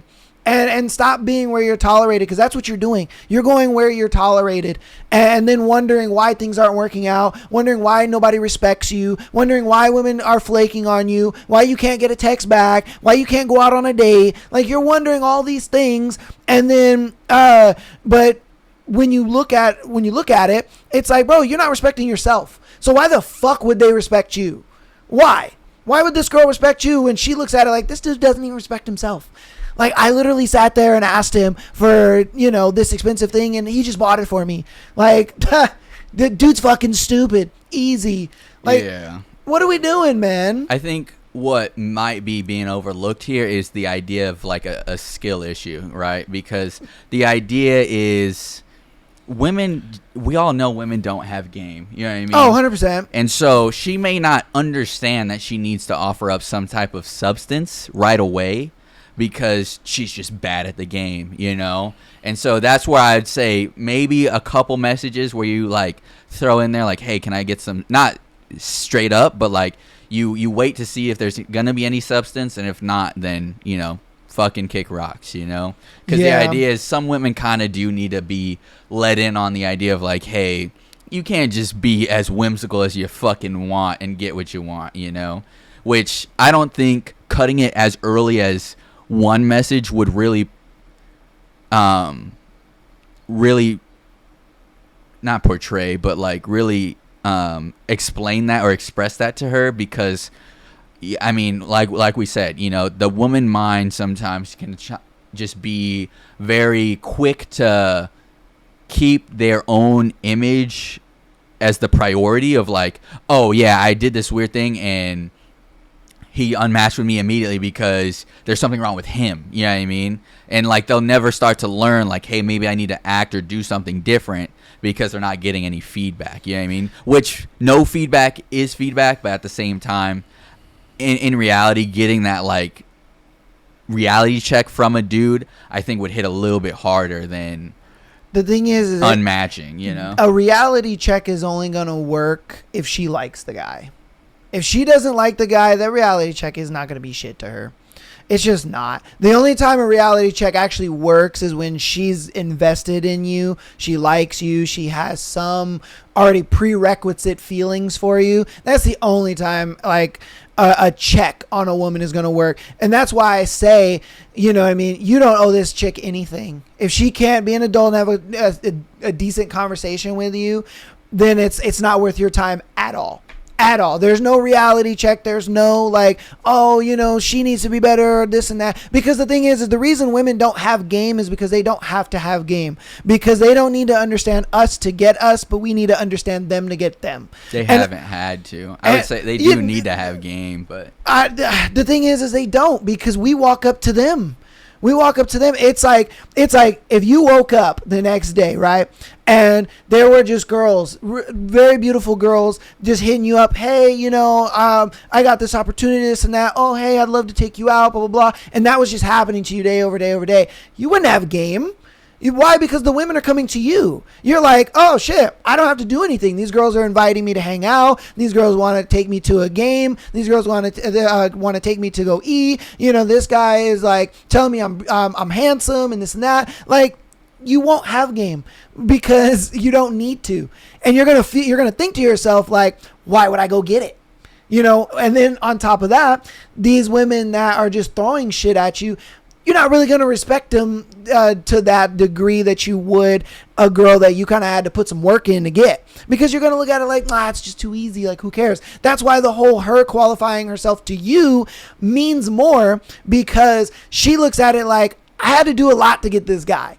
Like, so I'm going to stick around, you know what I mean? He may fuck up a little bit here and there. We may have gotten into little fights here and there, whatever. Like, I'm going to work a little extra hard to keep this relationship going. Why? Because it took so much to get him, you know? And that's the reason why I look at it like, when it comes to dating apps specifically, if a girl's first message is just some bullshit, unmatch. You're done. Cut and move, brother.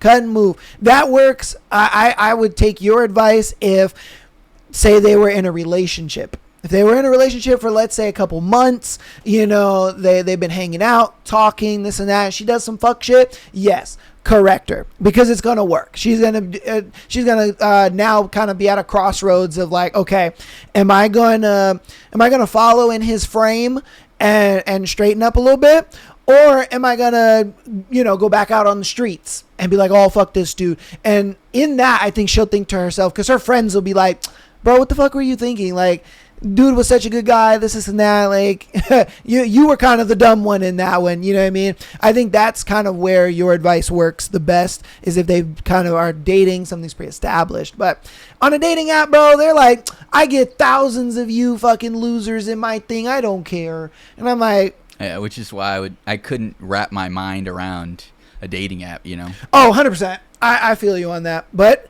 that's kind of where we're at, you know what I mean, with these younger guys. All right. I see these a lot. I don't know if that's exactly what this is, but to me, I'm just like, I already see, and I'm like, yo, this is fucked up. I've seen a couple of these, yeah, and I'm just like, why would you play this game? Why the fuck would you play this game? Yeah, honestly, I don't get it. You're just asking for your relationship to die, but let's watch it. Let's check this out.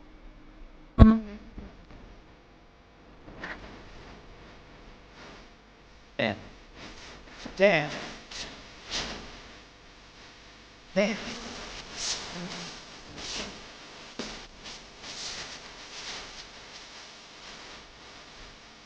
Wow.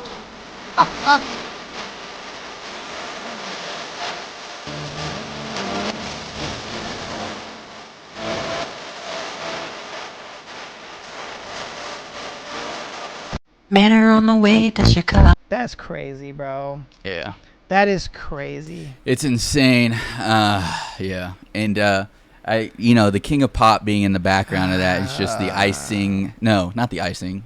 The cherry on top, right? Yeah. Because the idea that this double standard is being portrayed, as well as Michael Jackson singing about a woman lying to him, just makes it so much better, you know? Like, the idea that it's just a controller, which arguably is just hilarious that women will say that kind of thing, because controllers are just as much as makeup palettes, you know? Yeah. The idea that women will say that it's, you know, it's a red flag if he breaks her makeup, yada, yada, yada, and sit there and in the same breath say, like, oh, she ate, you know, she was fucking whoever the fuck, you know, yes, girl, that kind of stuff for breaking his controller, something that's probably dear to him, you know, and he probably didn't even have the same reaction that she had while he broke her makeup, is just insane, you know? Like, the double standard here, at the time of watching it, really pissed me off, because I was like, what in your mind is making you think these are not equivalent, Right. or mine is even higher than what he has? You know what I mean? Like, where in the world? There was no explanation of like that, of why it was a red flag for him but not for her, you know? Oh, I know why. It goes back to the video that we did about the nice girls finish last, and how I said that her friends are going to influence her into breaking up with this guy who chose the nice girl because they don't like him. Women love to enable these bad fucking decisions and these bad habits. It's why we have girls that are literally 18, fresh out of high school, going on OnlyFans. It's why we have women being like the massive whores that they are today. It's the reason why a lot of women will break up with a dude or get out of a marriage with a guy, you know, because her friends or because of this. Oh, you know, I want to be in a relationship, but I still want to live and do single girl shit, you know, because their friends are doing it. Or, oh, this girl on Instagram, you know, said if my boyfriend isn't doing this and blah, blah, blah. This is what I'm talking about. And I have a perfect example of a video that talks about this, where things my husband does that'll send misogynists into a coma. We've been together for 10 years now, and my husband writes me a post-it love note every single day. And when I say every day, men are like, that's not possible, but you're literally writing me paragraphs right now. Second, my husband proposed to me after 5 months, and then he sold his BMW to buy me a brand new car. Cuck. And then he took my old car and he drove that until when I gave birth, and then he sold both of those cars. So for a little bit, he only shared a car with me so he could buy me the car that I really wanted. Cuck. After I gave birth to our son. And neither time did I ask him to, and neither time did he later throw it in my face like, remember how I bought you a car though? Also, after he proposed, he got me a credit card with my name on it linked to his bank account, and he immediately started calling his money our money. My husband makes dinner every night. I haven't made dinner in like at least a month, maybe longer. He also does the dishes every night. I haven't done the dishes in literally over 2 years. We recently moved, and my husband got a new washer and dryer, and he was super excited about those, and he was like, these are mine, no touching. We need more men who are like, don't touch my washer and dryer, rather than being like, don't touch my money. I am all for women keeping their last name, but for reasons I did want to change mine. So as a compromise, because I didn't want to just give up my own last name, my husband and I both put my last name as our middle names. Cuck. And realize that you're not mad that only one of us is making dinner and doing the laundry. You're mad that it's not me. Okay, so this is what I mean. I'm not mad. Women will see this online, and they will go and then tell their friends, oh, well, look, you're not doing this. Oh, you're not doing that, because they champion this bullshit. Mm-hmm. They champion this crap, and then it gets into your girl's mind, and your girl thinks, oh my God, my perfectly good boyfriend that is doing what he's supposed to be doing is not doing enough, or he's not doing what the girl said in the video. And so then they will influence each other like this. This video goes to perfectly prove exactly what I say, as far as women will enable each other's bad fucking behavior and decisions. And that is why the whole nice girl thing is a thing where, oh, guys don't choose nice girls, all this, that. No, they do choose the nice girls. It's the supposed nice girls that listen to their stupid friends and these stupid videos and then break up with their good boyfriend that chose the nice girl. That is what actually happens. But see, people aren't ready for that, because that's too comprehensive for their small little peanut fucking brains. They look at these videos and they think, oh no, but everything that he's doing for her, that's great. Oh, she should do that. No, bro, what the fuck is going on here? Just because that works for her relationship doesn't mean that works for our relationship. Just because you see, fucking so-and-so on Instagram going on trips and doing all this kind of stuff, well, guess what? That works for them and that's great. But that's not our financial situation. You know what I mean? Like, that's what I'm saying. It's one of those things where it's like women will enable each other's bad fucking behaviors to the point where they will lose a great relationship, or they'll put themselves in a predicament and all that kind of stuff. Why? Because they listen to some dumb broad on the internet. Yeah. And it's the stupidest shit ever. And like I said, ain't no caps in my raps, bro. That's what I'm saying. It is their friends and it is other women that keep each other single and that perpetuate these dumb bad behaviors. That's why you saw in that first video, all those girls were like, oh yeah, you go girl. Oh yeah, you go girl. Yeah. Oh, that's just a controller. And then when he does it, all of a sudden, oh no, that's horrible. All this and that. Why? Because of women like her. They'll go online and they'll be like, oh, if your guy isn't doing this, he's horrible, he's bad, he's this and that, oh, if your guy ever does this thing, he's bad, he's terrible, he's blah, blah. And that's what I'm saying. It's like, dude, what the fuck? You're literally listening to some random chick online that just makes no sense. Just makes no sense on how your relationship should go. Like, no. And the kicker here is, for me, looking at the comments, the first comment up there is, he sounds perfect, right? Damn. She replied, the creator replied, he's a good person, not a perfect person. So she doesn't even really give a fuck about him. And like, yeah, of course, no one's perfect, yada yada, right?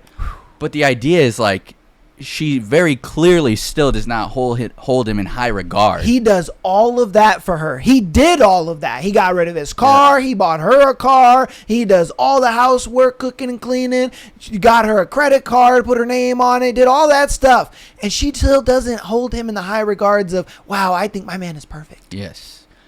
Another human got on there and was like, dude, he sounds perfect. Like, that would be perfect. She was like, no,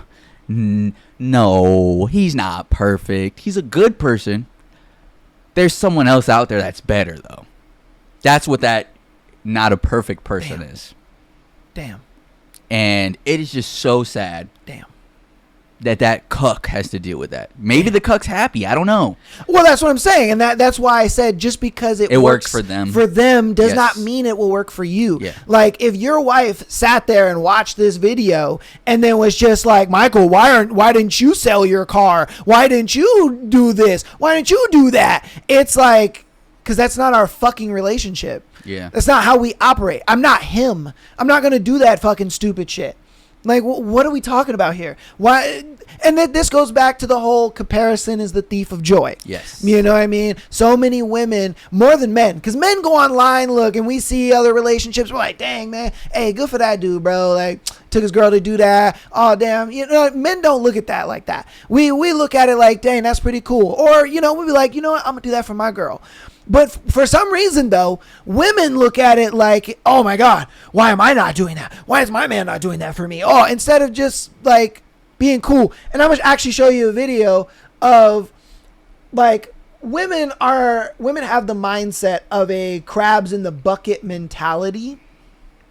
And, okay, here's the video right here. Hey! So, if you don't believe me, here's a woman talking about women having a crabs in a bucket mentality and that they are victims of the whole comparison is the thief of joy. All right. Again, no caps in my raps, baby. I'm all facts.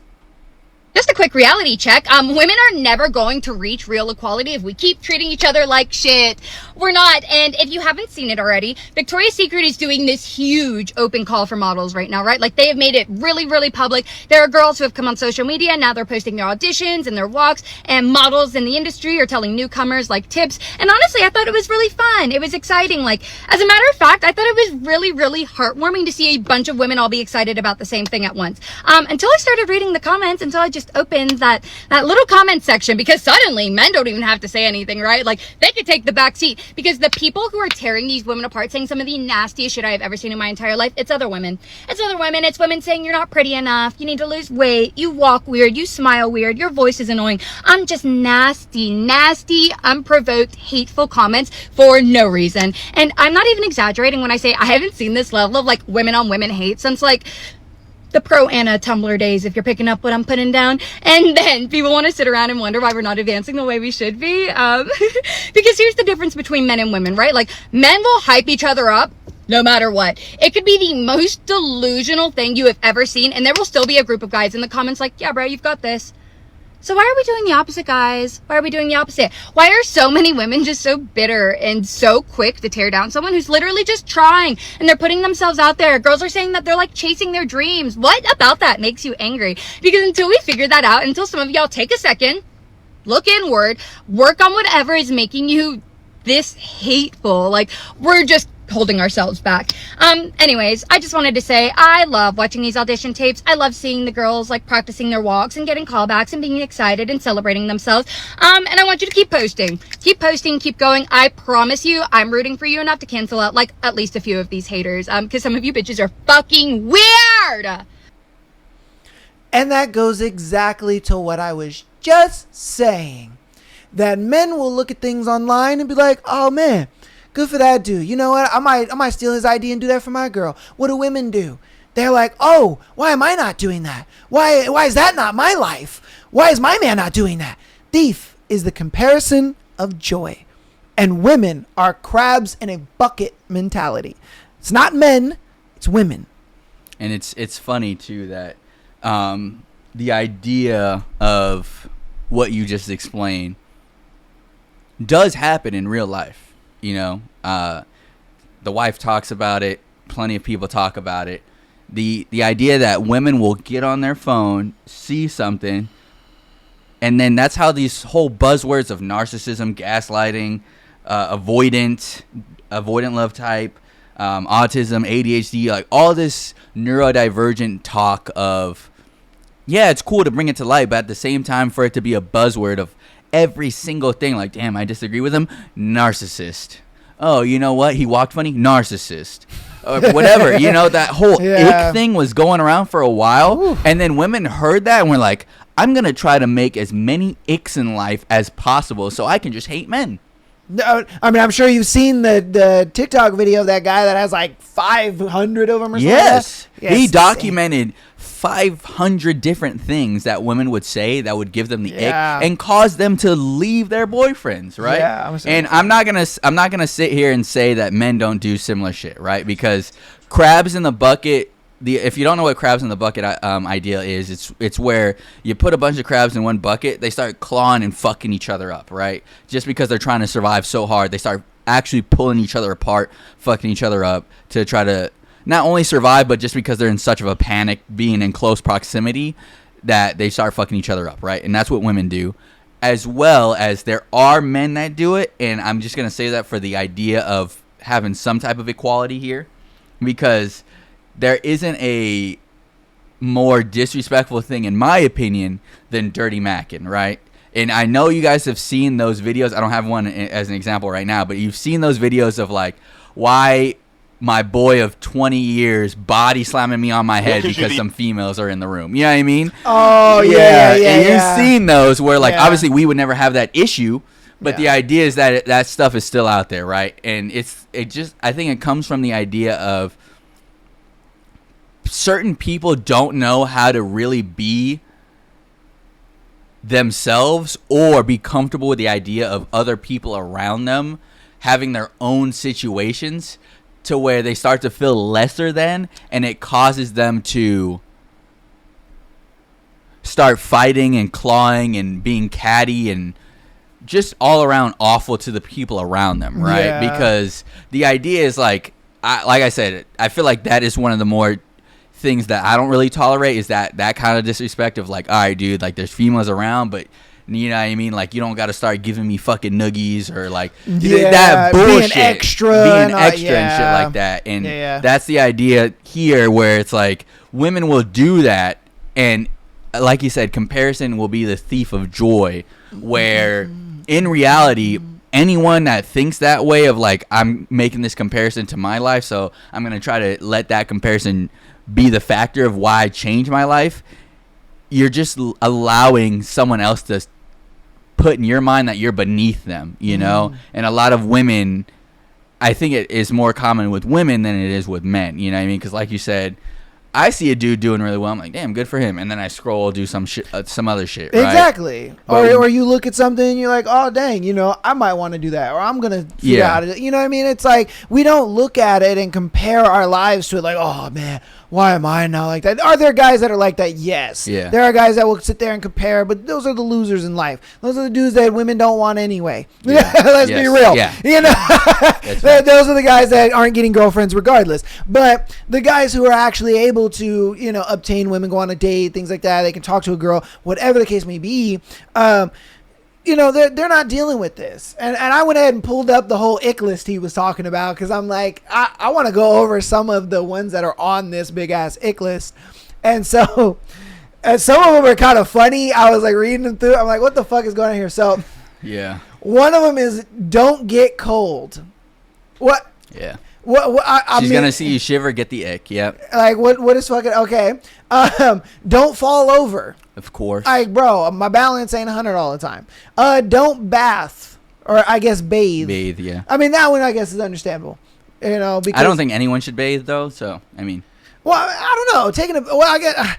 You could argue as a man taking a bath is I guess an ick or whatever, but I don't know, man. Sometimes you gotta soak in some Epsom salt, bro. You have a rough day. That's a little bit different, Yeah. right? When it's like a Epsom salt bath, Oh, or okay. if it's like a cold plunge, that's like bathing for recovery of some sort, right? Okay. Sitting in your own filth. Yeah.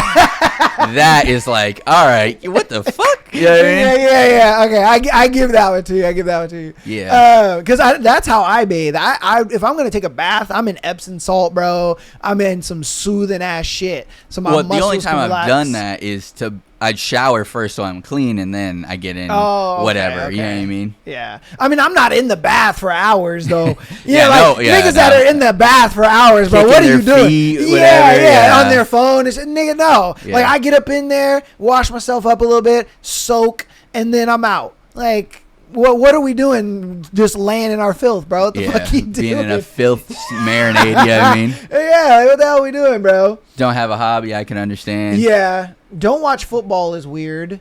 Friendly fire, I don't know what that one's about. Don't miscount, I don't know what that one's about. Don't have emotion when hurting yourself. Yeah. I mean, look, if I'm working on something, I hit my own hand with the hammer, I'm gonna.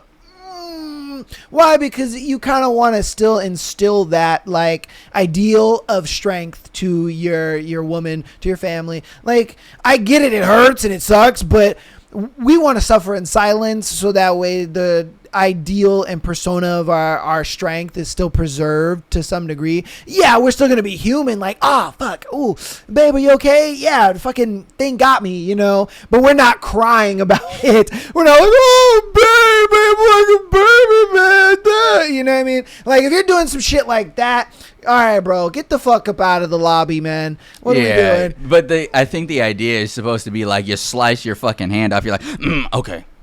And then you just go handle it. Yeah, you know what I mean? It's like, but that's that's not. That's what I mean, though. That's what I'm saying. That's why I gave the example of, like, you know, if it's something small like a hammer hitting you, you're gonna hold it in. But if it's something like, say, you fucking touched a hot skillet and burned the shit out of you, yeah, you're gonna fuck, okay. Or if you again slice yourself with a knife, you're like, ooh, fuck, oh shit. You know what I mean? But they just don't want you to, that was the thing. Like, they just don't want that.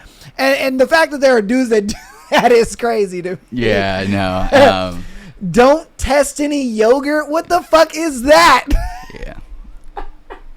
You basically can't do shit as a man, honestly. Oh my god. Don't walk in water. Yeah, I've seen that one. Don't wait in line. What the fuck does that mean? Oh, that's because women. Okay, I know you've been out of the dating game for a minute, and that's cool. But I ain't gonna lie to you, bro. There's been times where I've been on dates, right? This is mainly with younger women. I've been on dates with girls, and they're like so excited to go do whatever it is we're doing, and then we get there and we see a line, and they're just like, all right, you know, and I'm like, what's the wait like? And they're like, oh yeah, it's maybe like an hour or whatever. They're just like a child throwing a fit, and they're just, oh my god, I'm so bored, and you're just like, bro, you're 27. What the fuck are you doing, man? Why are you acting like a child because we gotta wait in line? It's crazy. Like, that was something I didn't think was like a real thing, but women hate fucking waiting in line, bro. It is weird. I just saw the don't sit down or wear a seatbelt. I guess we're supposed to just die. Like, my man wears a seatbelt. Disgusting. Girl, you should have left him. He wore a seatbelt. No, fuck that. Like, what the fuck, bro? Oh my god. That went fast. Can't use Siri. The don't working out one is understandable. It's like, bro, you got to be working out, man. Not being interested in anything, that one's understandable. Have pain in your feet. Bro. Don't have fun. That's insane. So, like, you're expecting me to, like, work hard and long hours so that way I can give you the life of, you know, being a stay-at-home mom, or, you know, you don't have to work, whatever, giving you the soft life that you want. But I can't have hurt feet. Yeah. Like, bitch, get over here and rub my fucking feet. What are we doing? That's some crazy shit. Don't swim in a pool is crazy. Don't wash your car. What? Don't feed your child. What? What's happening here? Feeding my child is an ick. Okay. What? That's like saying your daughter. She's like, Dad, can we get McDonald's? You're like, no. She's like, I'm wet. It's like, what?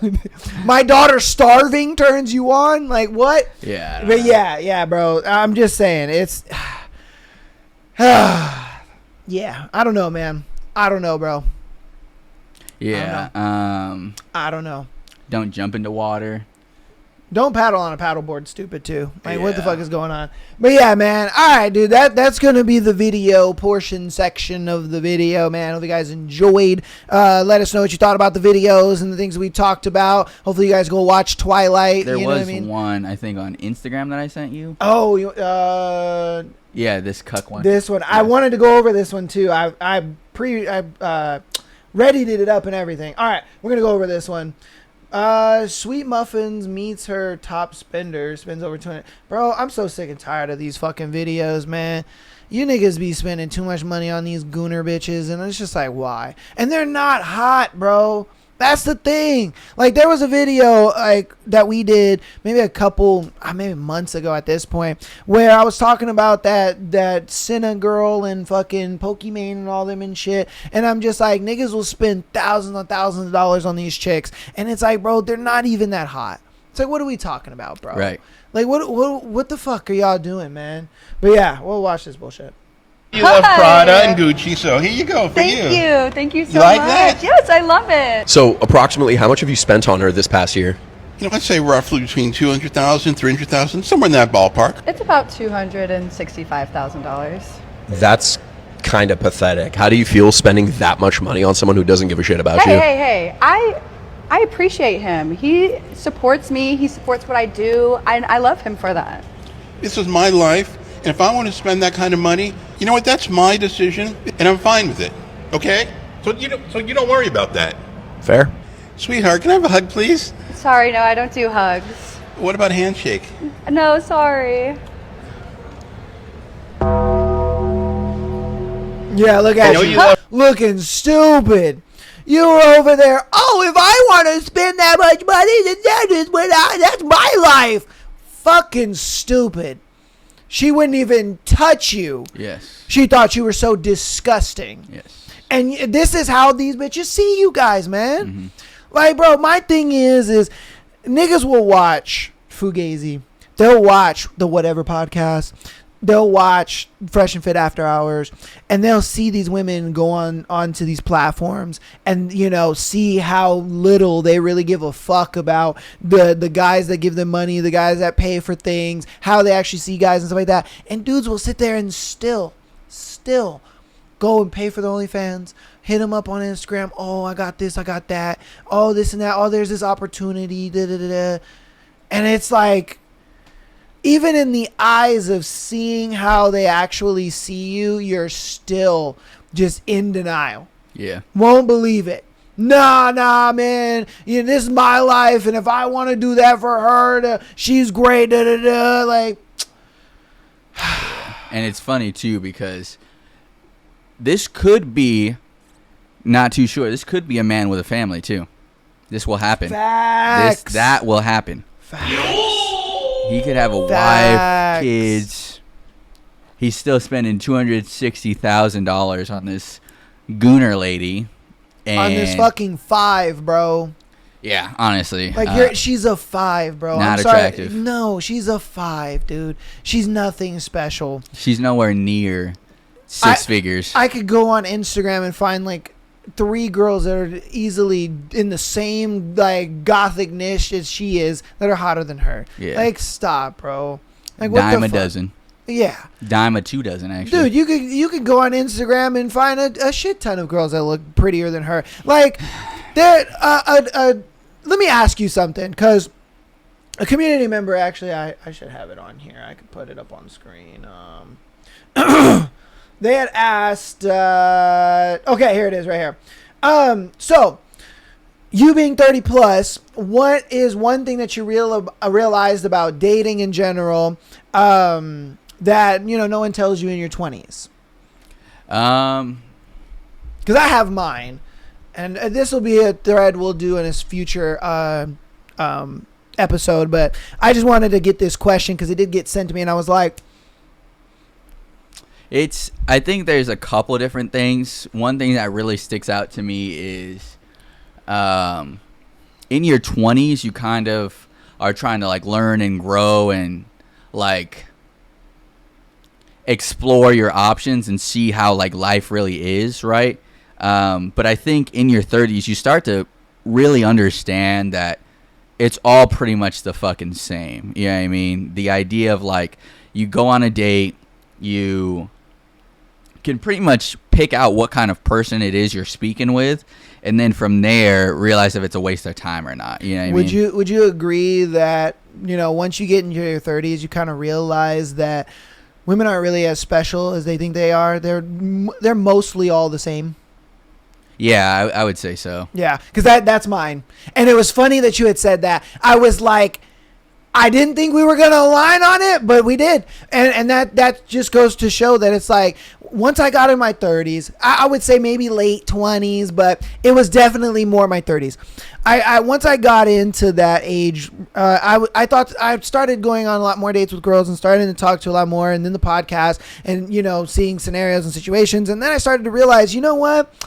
In my 20s, I would date a girl, I would talk to her, and I would think to myself, oh my God, you know, she's so perfect, she's so great, you know, she's got this kind of humor, we get along this way, that way, da-da-da-da, like, I'll never find another girl like her. And then when you get into the 30s, bro, you realize all these bitches are the same, bro.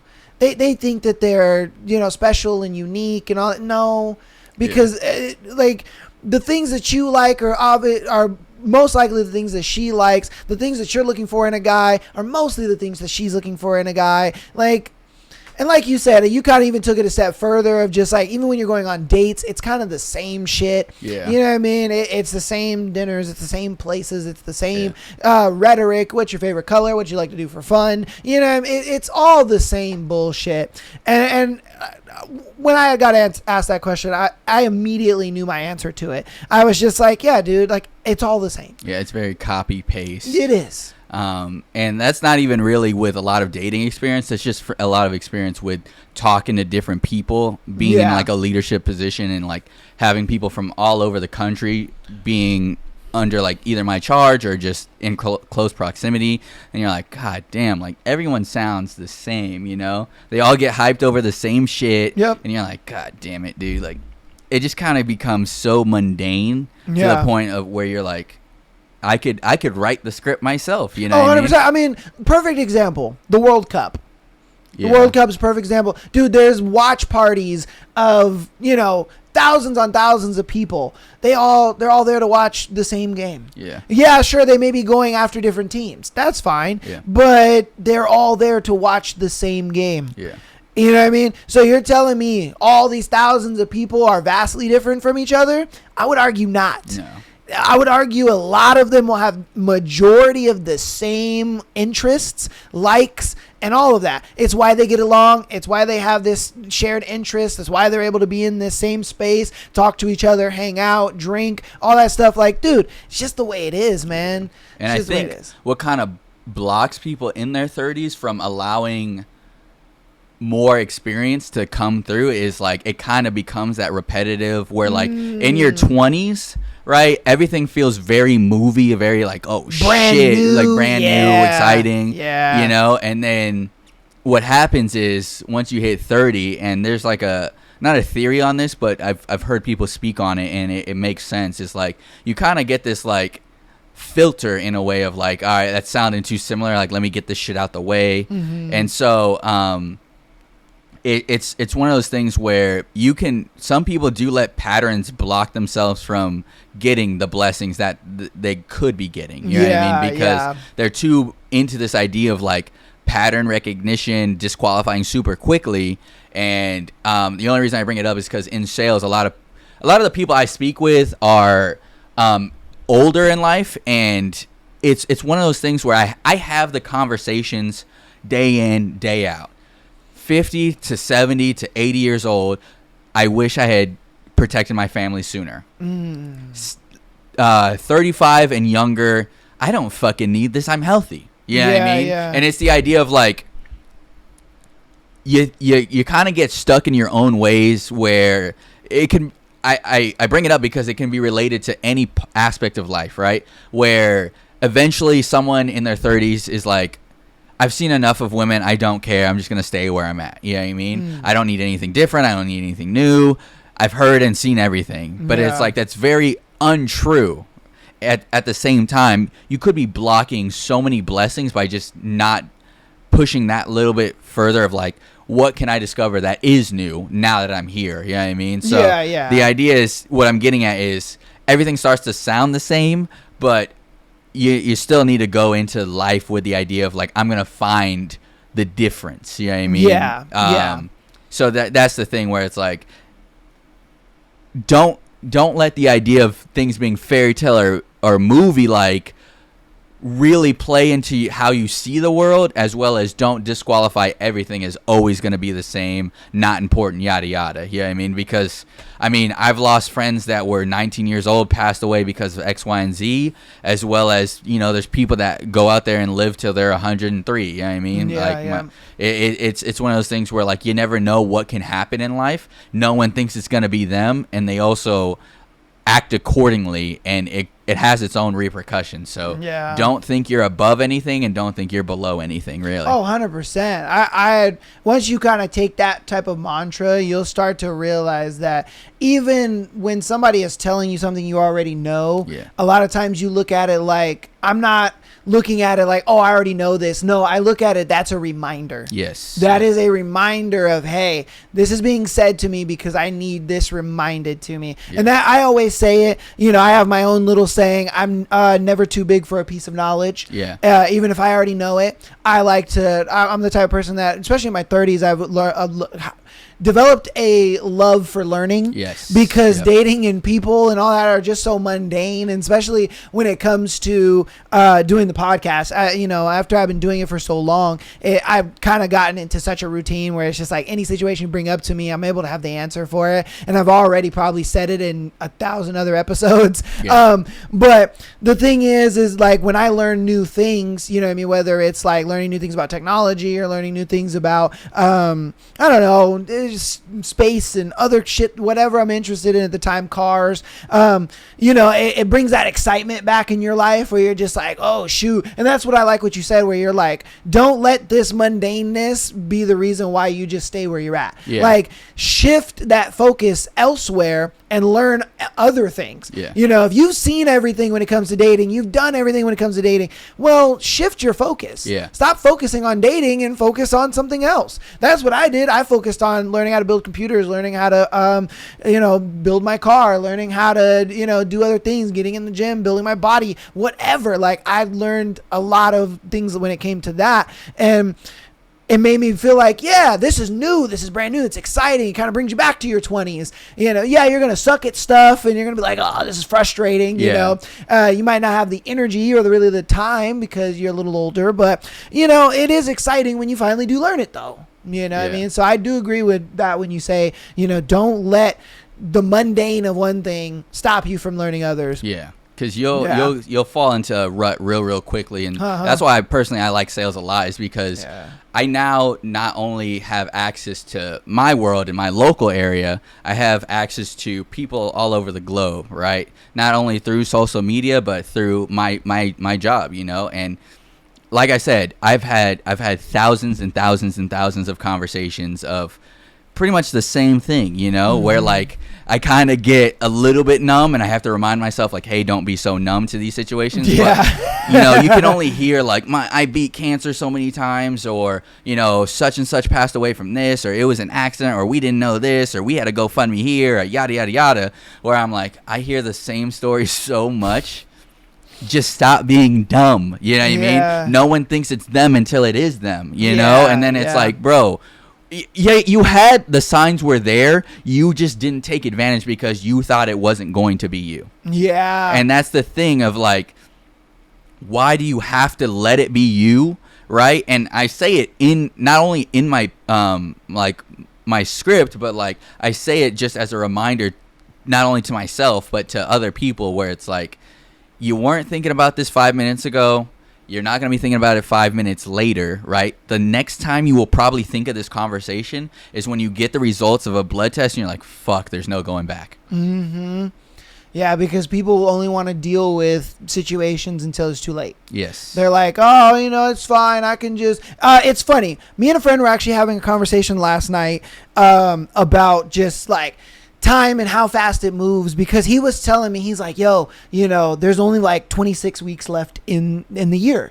And we look at it like, bro, how could it be that it's only 26 weeks left? That sounds like so quick, right? Yeah. That sounds like that would fly by like nothing. And we're only technically halfway through the year. Yeah. And we were talking about that, and it really has you put things in perspective of like how fast time actually moves. Yeah. Like we're actually moving through time so very fast. And a lot of people just don't realize it. They think, oh no, that like 6 months is a long time. And it's like, not really, because when you break it down, like 6 months is only really like 40 weeks. Yeah. And when you think about that, you're like, holy shit, 40 weeks ain't really nothing. You know what I mean? Like dude. So it's funny that you say that, because it's so true. Yeah. So true. Because when you put it in perspective, you're like, oh shit. Yeah. And all it takes is literally one day to change your life, really. Yeah. It's so many things of like, out of nowhere he had a stroke, or out of nowhere he had this, out of nowhere this happened. We were driving home one day, yada, yada, yada. Yeah. You know what I mean? And that's the thing, right? Yeah, a lot of people look a lot of people focus on the effort it takes to get X, Y, and Z, and that's what they allow them to prevent them from getting the outcome, right? And in the idea of like sales, right? The idea is like nothing I would prescribe for anyone would be more than like an internet bill or maybe like a cell phone bill, right? But most people would rather have a cell phone than have a protection that gets your family $500,000, $1 million in the event that something happens to you. Not only you becoming sick, but you also passing away, right?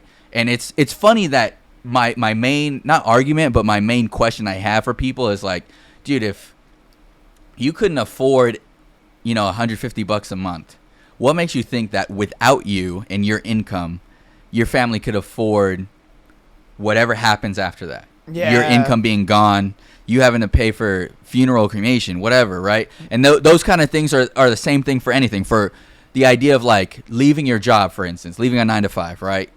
Oh, well, I couldn't leave my 9 to 5 because I got bills to pay. And it's like, well, if all it takes is 6 months of you locking in, working really, really hard, and you never have to worry about a bill ever again, don't you think those 6 months would be worth it in the grand scheme of things versus you pass away tomorrow, you get sick, you can't work. Now what is your family going to do? Yeah. Right? I'd rather struggle it out for 6 months trying to make it to where my family never has to struggle than I'll just stay where it's safe and hope that nothing cuts me down or nothing stops me from being level where I'm at. Yeah. Which is why, as an entrepreneur, me and you, it makes so much more sense to be putting the risk in ourselves than this whole bullshit of playing it safe, right? I.e., in the dating pool, like, I'll play it safe. I won't date XYZ women or men, or, I won't do new experiences because it's risky. Mm-hmm. The idea of not taking risk is so much more risky than people realize, and it really bothers me that people will sit where they feel comfortable than actually putting themselves out there and learning and growing, Mm-hmm. So that's me getting on my soapbox, but the idea is still relevant to all aspects of life, and truly through sales and my own growth have I been able to realize that, Yeah. Oh man. All right. You guys let us know what you think about all the videos and everything like that. We're going to hop through announcements and then get into our scenario. So, patreon.com/MyTheAsshole Podcast. Get an exclusive episode every single month, as well as a free episode at the beginning of the month. Audio listeners, thank you guys so much for all of the support. Appreciate you guys so very much for all the support that you guys have been continuing to show throughout the week. Then audio I'm blanking out. Sorry. Audio listeners, thank you guys for all the support. You can keep downloading the episodes as well as rating us 5 stars on your preferred platform. If you guys want to help out even more, go ahead and follow us on Instagram, TikTok, as well as subscribing on YouTube. And then live streams, catch those every Monday. I'm going to kind of just do live streams every Monday. I'm going to keep it to that and just do them once a week. So if you guys want to come out, hang out on the live streams and all that kind of stuff, Monday, 5 p.m. Pacific Standard Time, come hang out and check out. Yeah, if you want more of me, come down to Mike Life 333. My page, I just rebranded it a little bit just because I am focusing more on life insurance, educating people.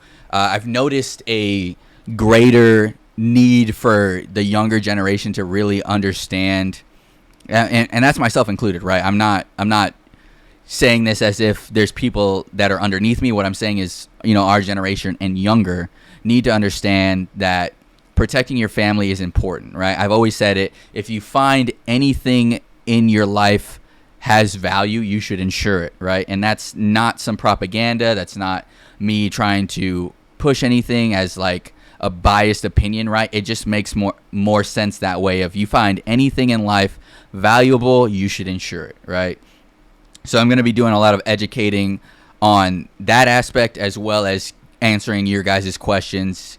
Still feel free to DM me about what you guys want answered and want advice on, but at the same time, I'm going to be really focusing on just talking to our generation about having this mindset of your life is not only important while you're here, but it's also important after you're gone, right? And what really sets your family up for that success and for the best possible position that they can be in is if something does happen to you, a company or a surplus of money comes in to help with that stuff, right?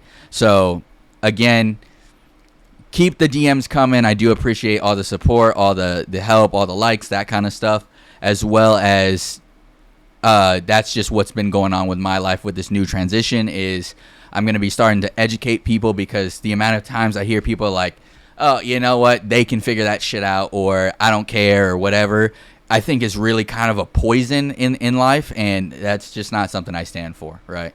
Yeah. All right. Well, let's get on into our scenarios for today's show. We have our first one.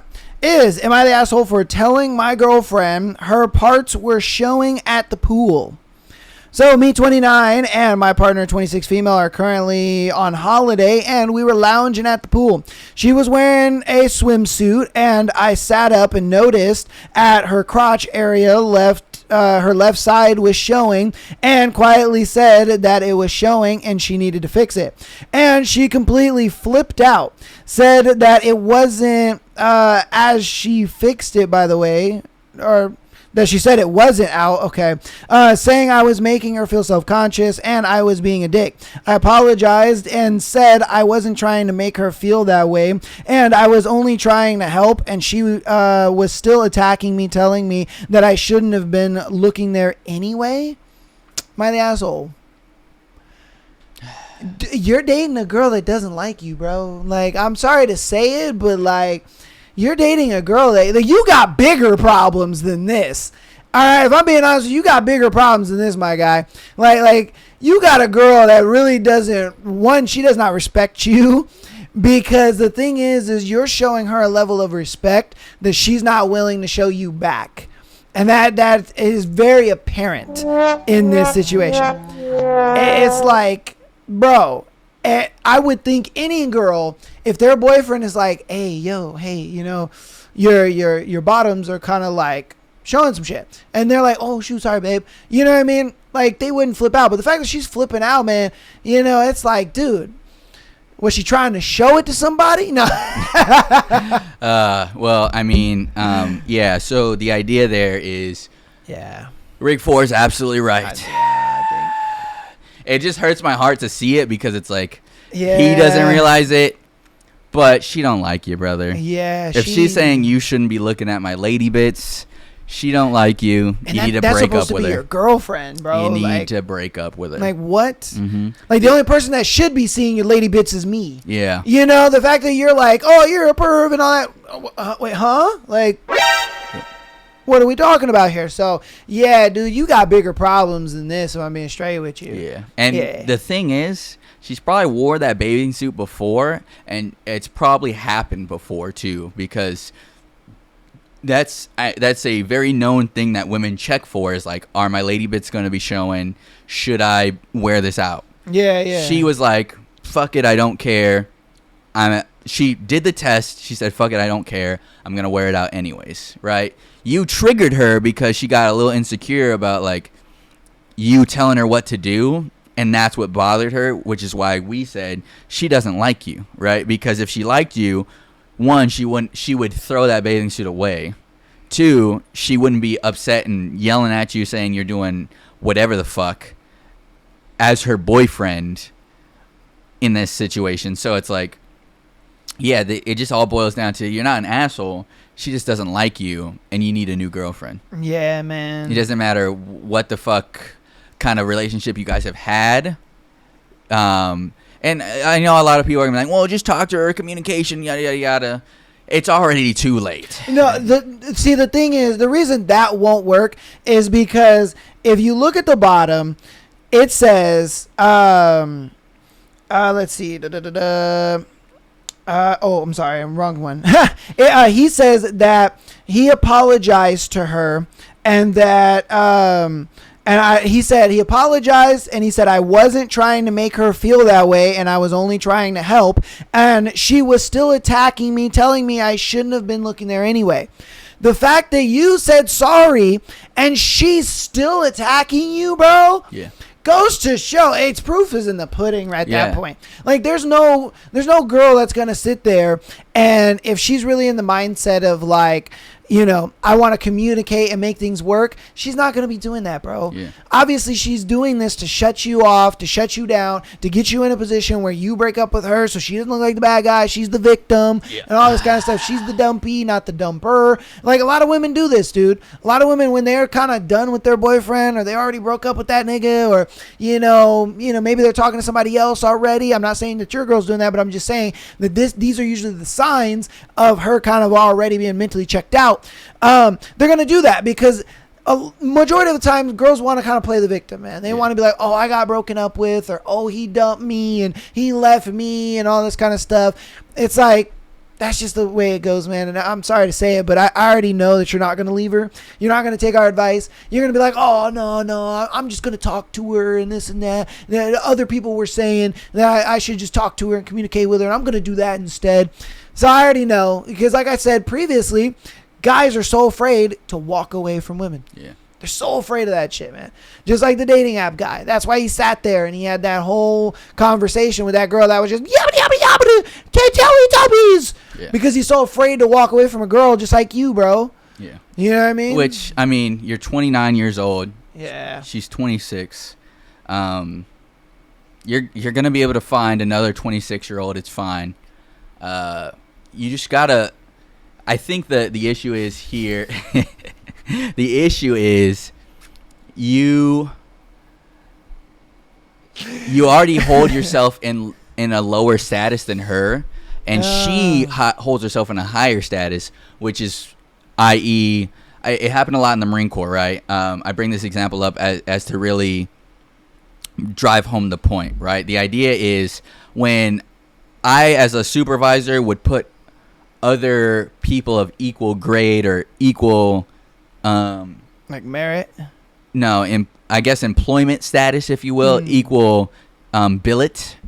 I'm trying to think of like the regular words, job description, right? If you put people in the same job description together and you deem one in charge, right, the rest of them are more likely to fight them on the ideas that they have just because they're of equal job description, right? Or if they're lesser, right? I would rarely do this, but sometimes I'd put people in lesser rank, if you will, in charge of people that were of higher rank, just to prove a point. Because I'm personally a person that says people can have great ideas and great leadership at any rank. It's not what's on your collar, it's the person that's wearing the collar, but whatever, right? The idea is still there, right? Like, it would make it even more likely for those people to argue with the person I put in charge just because of the rank on their collar, right? And I say that because in her mind, she has deemed you as a lesser rank in her mind. And so when you brought this up of like, hey, dude, like, your lady bits are hanging out, she more so took it as like, I'm not going to let this motherfucker talk to me like this. Yeah. Instead of like, I'm trying to be helped. Because let's just say like her dad walked up or her mom walked up and was like, yo, shit's kind of hanging out. They would have been like, well, I guess they were on holiday. Yeah, but together. I mean, yeah, they're on holiday together. It's just with them family? Two. No, it's just them two. Oh, well, them two, right? Well, let's just say you were on holiday with your family, right? Guaranteed, one, she's not wearing that bathing suit in front of her dad. But two, if she was and he was like, dude, what the fuck? She'd be like, oh, yeah, Dad, I'm sorry. I'll go change or whatever, right? It would have immediately been a flip of the script because the idea of who you are in her head has already been determined. And you can test this on your own if you want to because you're gonna, like he said, stay with her anyways. You can test this on your own if you want to. Just see what kind of advice she takes from you. If you're like, hey, babe, like, you know, like maybe do this way or whatever. Just see if she's accepting to your advice. And if she's not, you'll understand what kind of person you are in her head. And from there, what's going to happen is you're going to stay. You're going to be like, I don't understand. You're going to keep getting berated. And then eventually she's going to break up with you for another dude and monkey branch to someone else that makes her feel like how she wants to be felt. You know what I mean? So. Yeah, I mean, it's just all about respect, bro. And, you know, this is going to be you in the future. So it's cool, bro. Gosh, she's here. Yes. You're just chilling. There's your girl. Hey. That's you with the red shoes, by the way. Sure. Cooked, bro. Yep, you're cooked. A cooked cuck, Yeah. as you will. So, you know, I keep that video around for guys like you. Yeah. Yeah. You know what? Don't take any of our advice. Just stay with her, dude. Oh, yeah. I'm like, don't look, do it. dude, I'm only giving the advice because I'm seeing past the situation. I'm seeing past what it is that you're giving me because, look, if your girl doesn't respect you, man, that's you. Yeah. And you obviously probably need it a little bit worse in your situation to actually leave her. So stay with her, dude. Get that experience. Yeah. All right, man. Well, all right, on to our next one. You guys let us know what you think about that one in the comments. Am I the asshole for refusing to finish a story after my wife interrupted me 5 times? No. I was telling my wife something funny that happened, but I couldn't get through the story because she kept interrupting and talking over me. She did it 5 times. I'm not exaggerating. 5 times. I kept count. Eventually, I just lost the mood to finish my story. The momentum was gone. I wasn't feeling it. I said to her, why don't you just tell me what you have to say since it's so important? She apologized and kept apologizing, but I said I don't want to finish the story anymore, even though she begged and apologized, but I refused. She got teary-eyed and quiet after that. I could tell she felt bad, but my mood was ruined, and I wasn't in the mood to tell the funny thing anymore. Was I an asshole? No, because it goes back to respect, man. If your girl don't respect you, bro, she's going to do shit like this. You know, look, I get it. You're like, oh, but she apologized, you know, and I get that.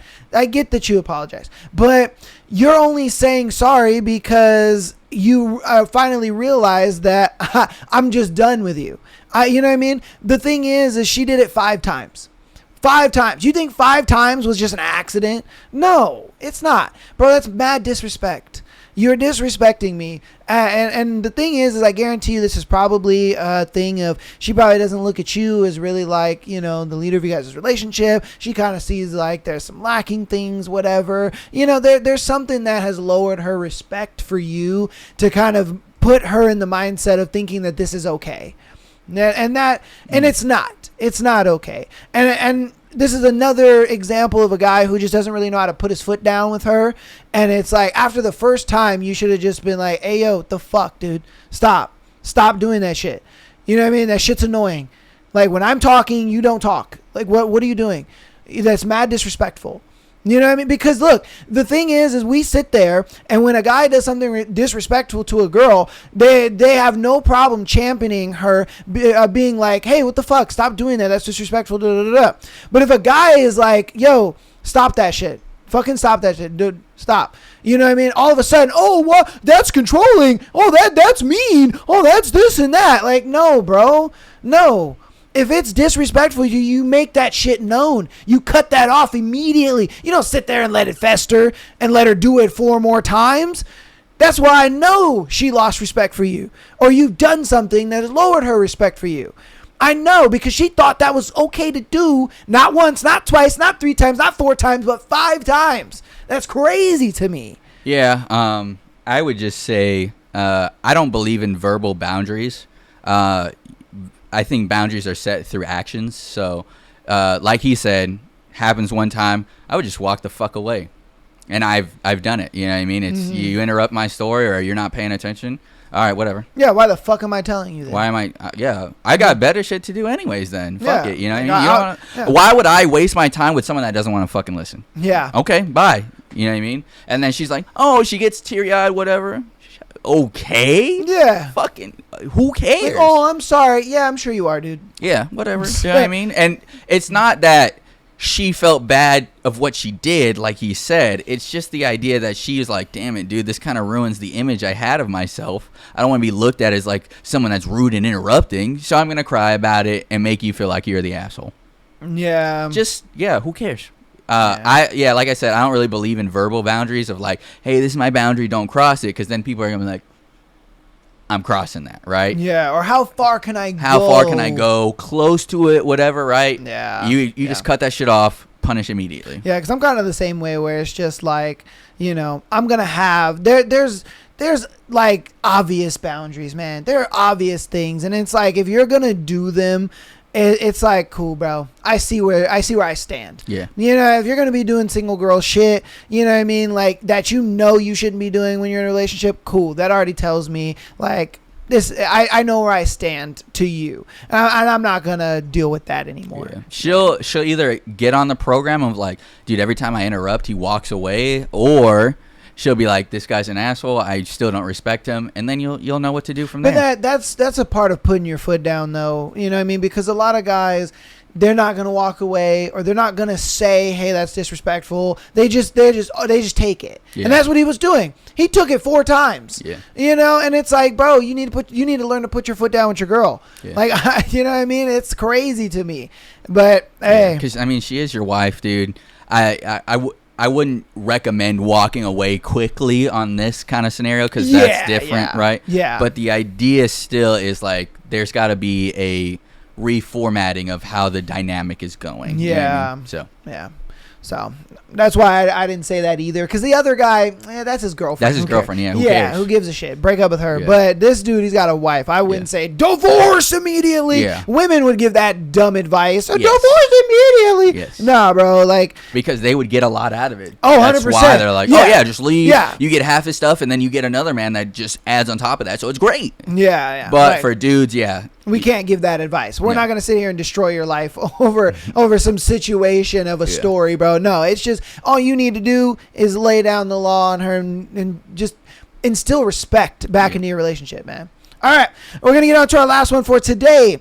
Am I the asshole for selling the motorbike I bought for my son?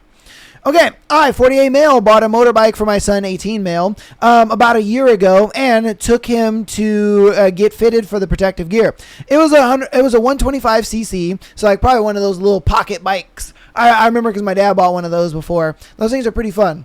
Off-road scrambler. I hoped he would get into it and learn about it. Maybe even know a bit about driving when it comes to his lessons. He doesn't show much interest in it. I don't think he even got through a full tank of gas. A few months ago, we moved down the road, and I rented out the house we were in to a tenant. we had a field where we were moving to. The tenant was big into motorbikes, thought though he does road bikes. His friend's son was apparently in the shed looking at the tenant's road bike when all of a sudden he was not interested in it at all. He was interested in the scrambler. His father came up, made me an offer, and I accepted. My son was very opposed to this. He said he'd start riding it. He offered to buy it for the same amount that I sold it for, but I went ahead and sold it. If he had moved it up here and ridden once since moving, this wouldn't have happened. Since he is annoyed that it was bought for him, he had said, or he had no say in it being sold. So am I the asshole for selling the motorbike that I bought for my son? As a dad, what you think? That's interesting because the idea of I do have this but I do have this thought roll around in my head, right? Because the idea of once you buy something for someone and it being theirs is very interesting to me, you know? I still really haven't formulated too much of an opinion one way or the other, sort of, because my theory is if you bought it and you're like, hey son, this is yours, then you selling it is going back on that word, right? Because it wasn't like you needed the money or like he was fine with the sale or anything like that, you know what I mean? Like, you kind of have to just, in my opinion, allow people to just be fucking wasteful. You know what I mean? Because you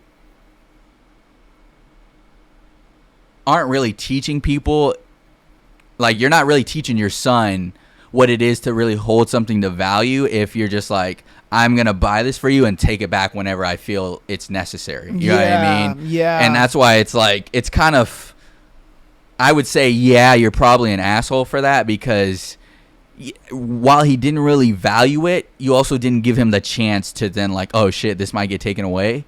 You know what I mean? Because humans, especially if he didn't earn the bike, don't really appreciate things they don't have to work for. You know what I mean? So you kind of just set him up for failure and then you took it away from him and we're like, yeah, dude, this is all your fault. You know what I mean? Yeah. So it's like, in reality, especially because he offered like, hey, I'll buy it for the same price. Like he really then was like, yeah, dude, like I'm kind of, you know what I mean? But you're like, no, like it'll be better appreciated. You know what I mean? You left it up for your own idea of what I deem worthy of this bike. And that's kind of an asshole move. You know what I mean? Because that was more, in my opinion, a power struggle than a real thought out choice of this will be better appreciated here. You know what I mean? Yeah. I feel like you should have had that conversation with your son of like, hey, look, you really haven't fucked with this bike for over a year and this boy really wants it. Their whole family's into dirt biking, off-roading, that kind of stuff. Like, I think it'd be better in better hands with them.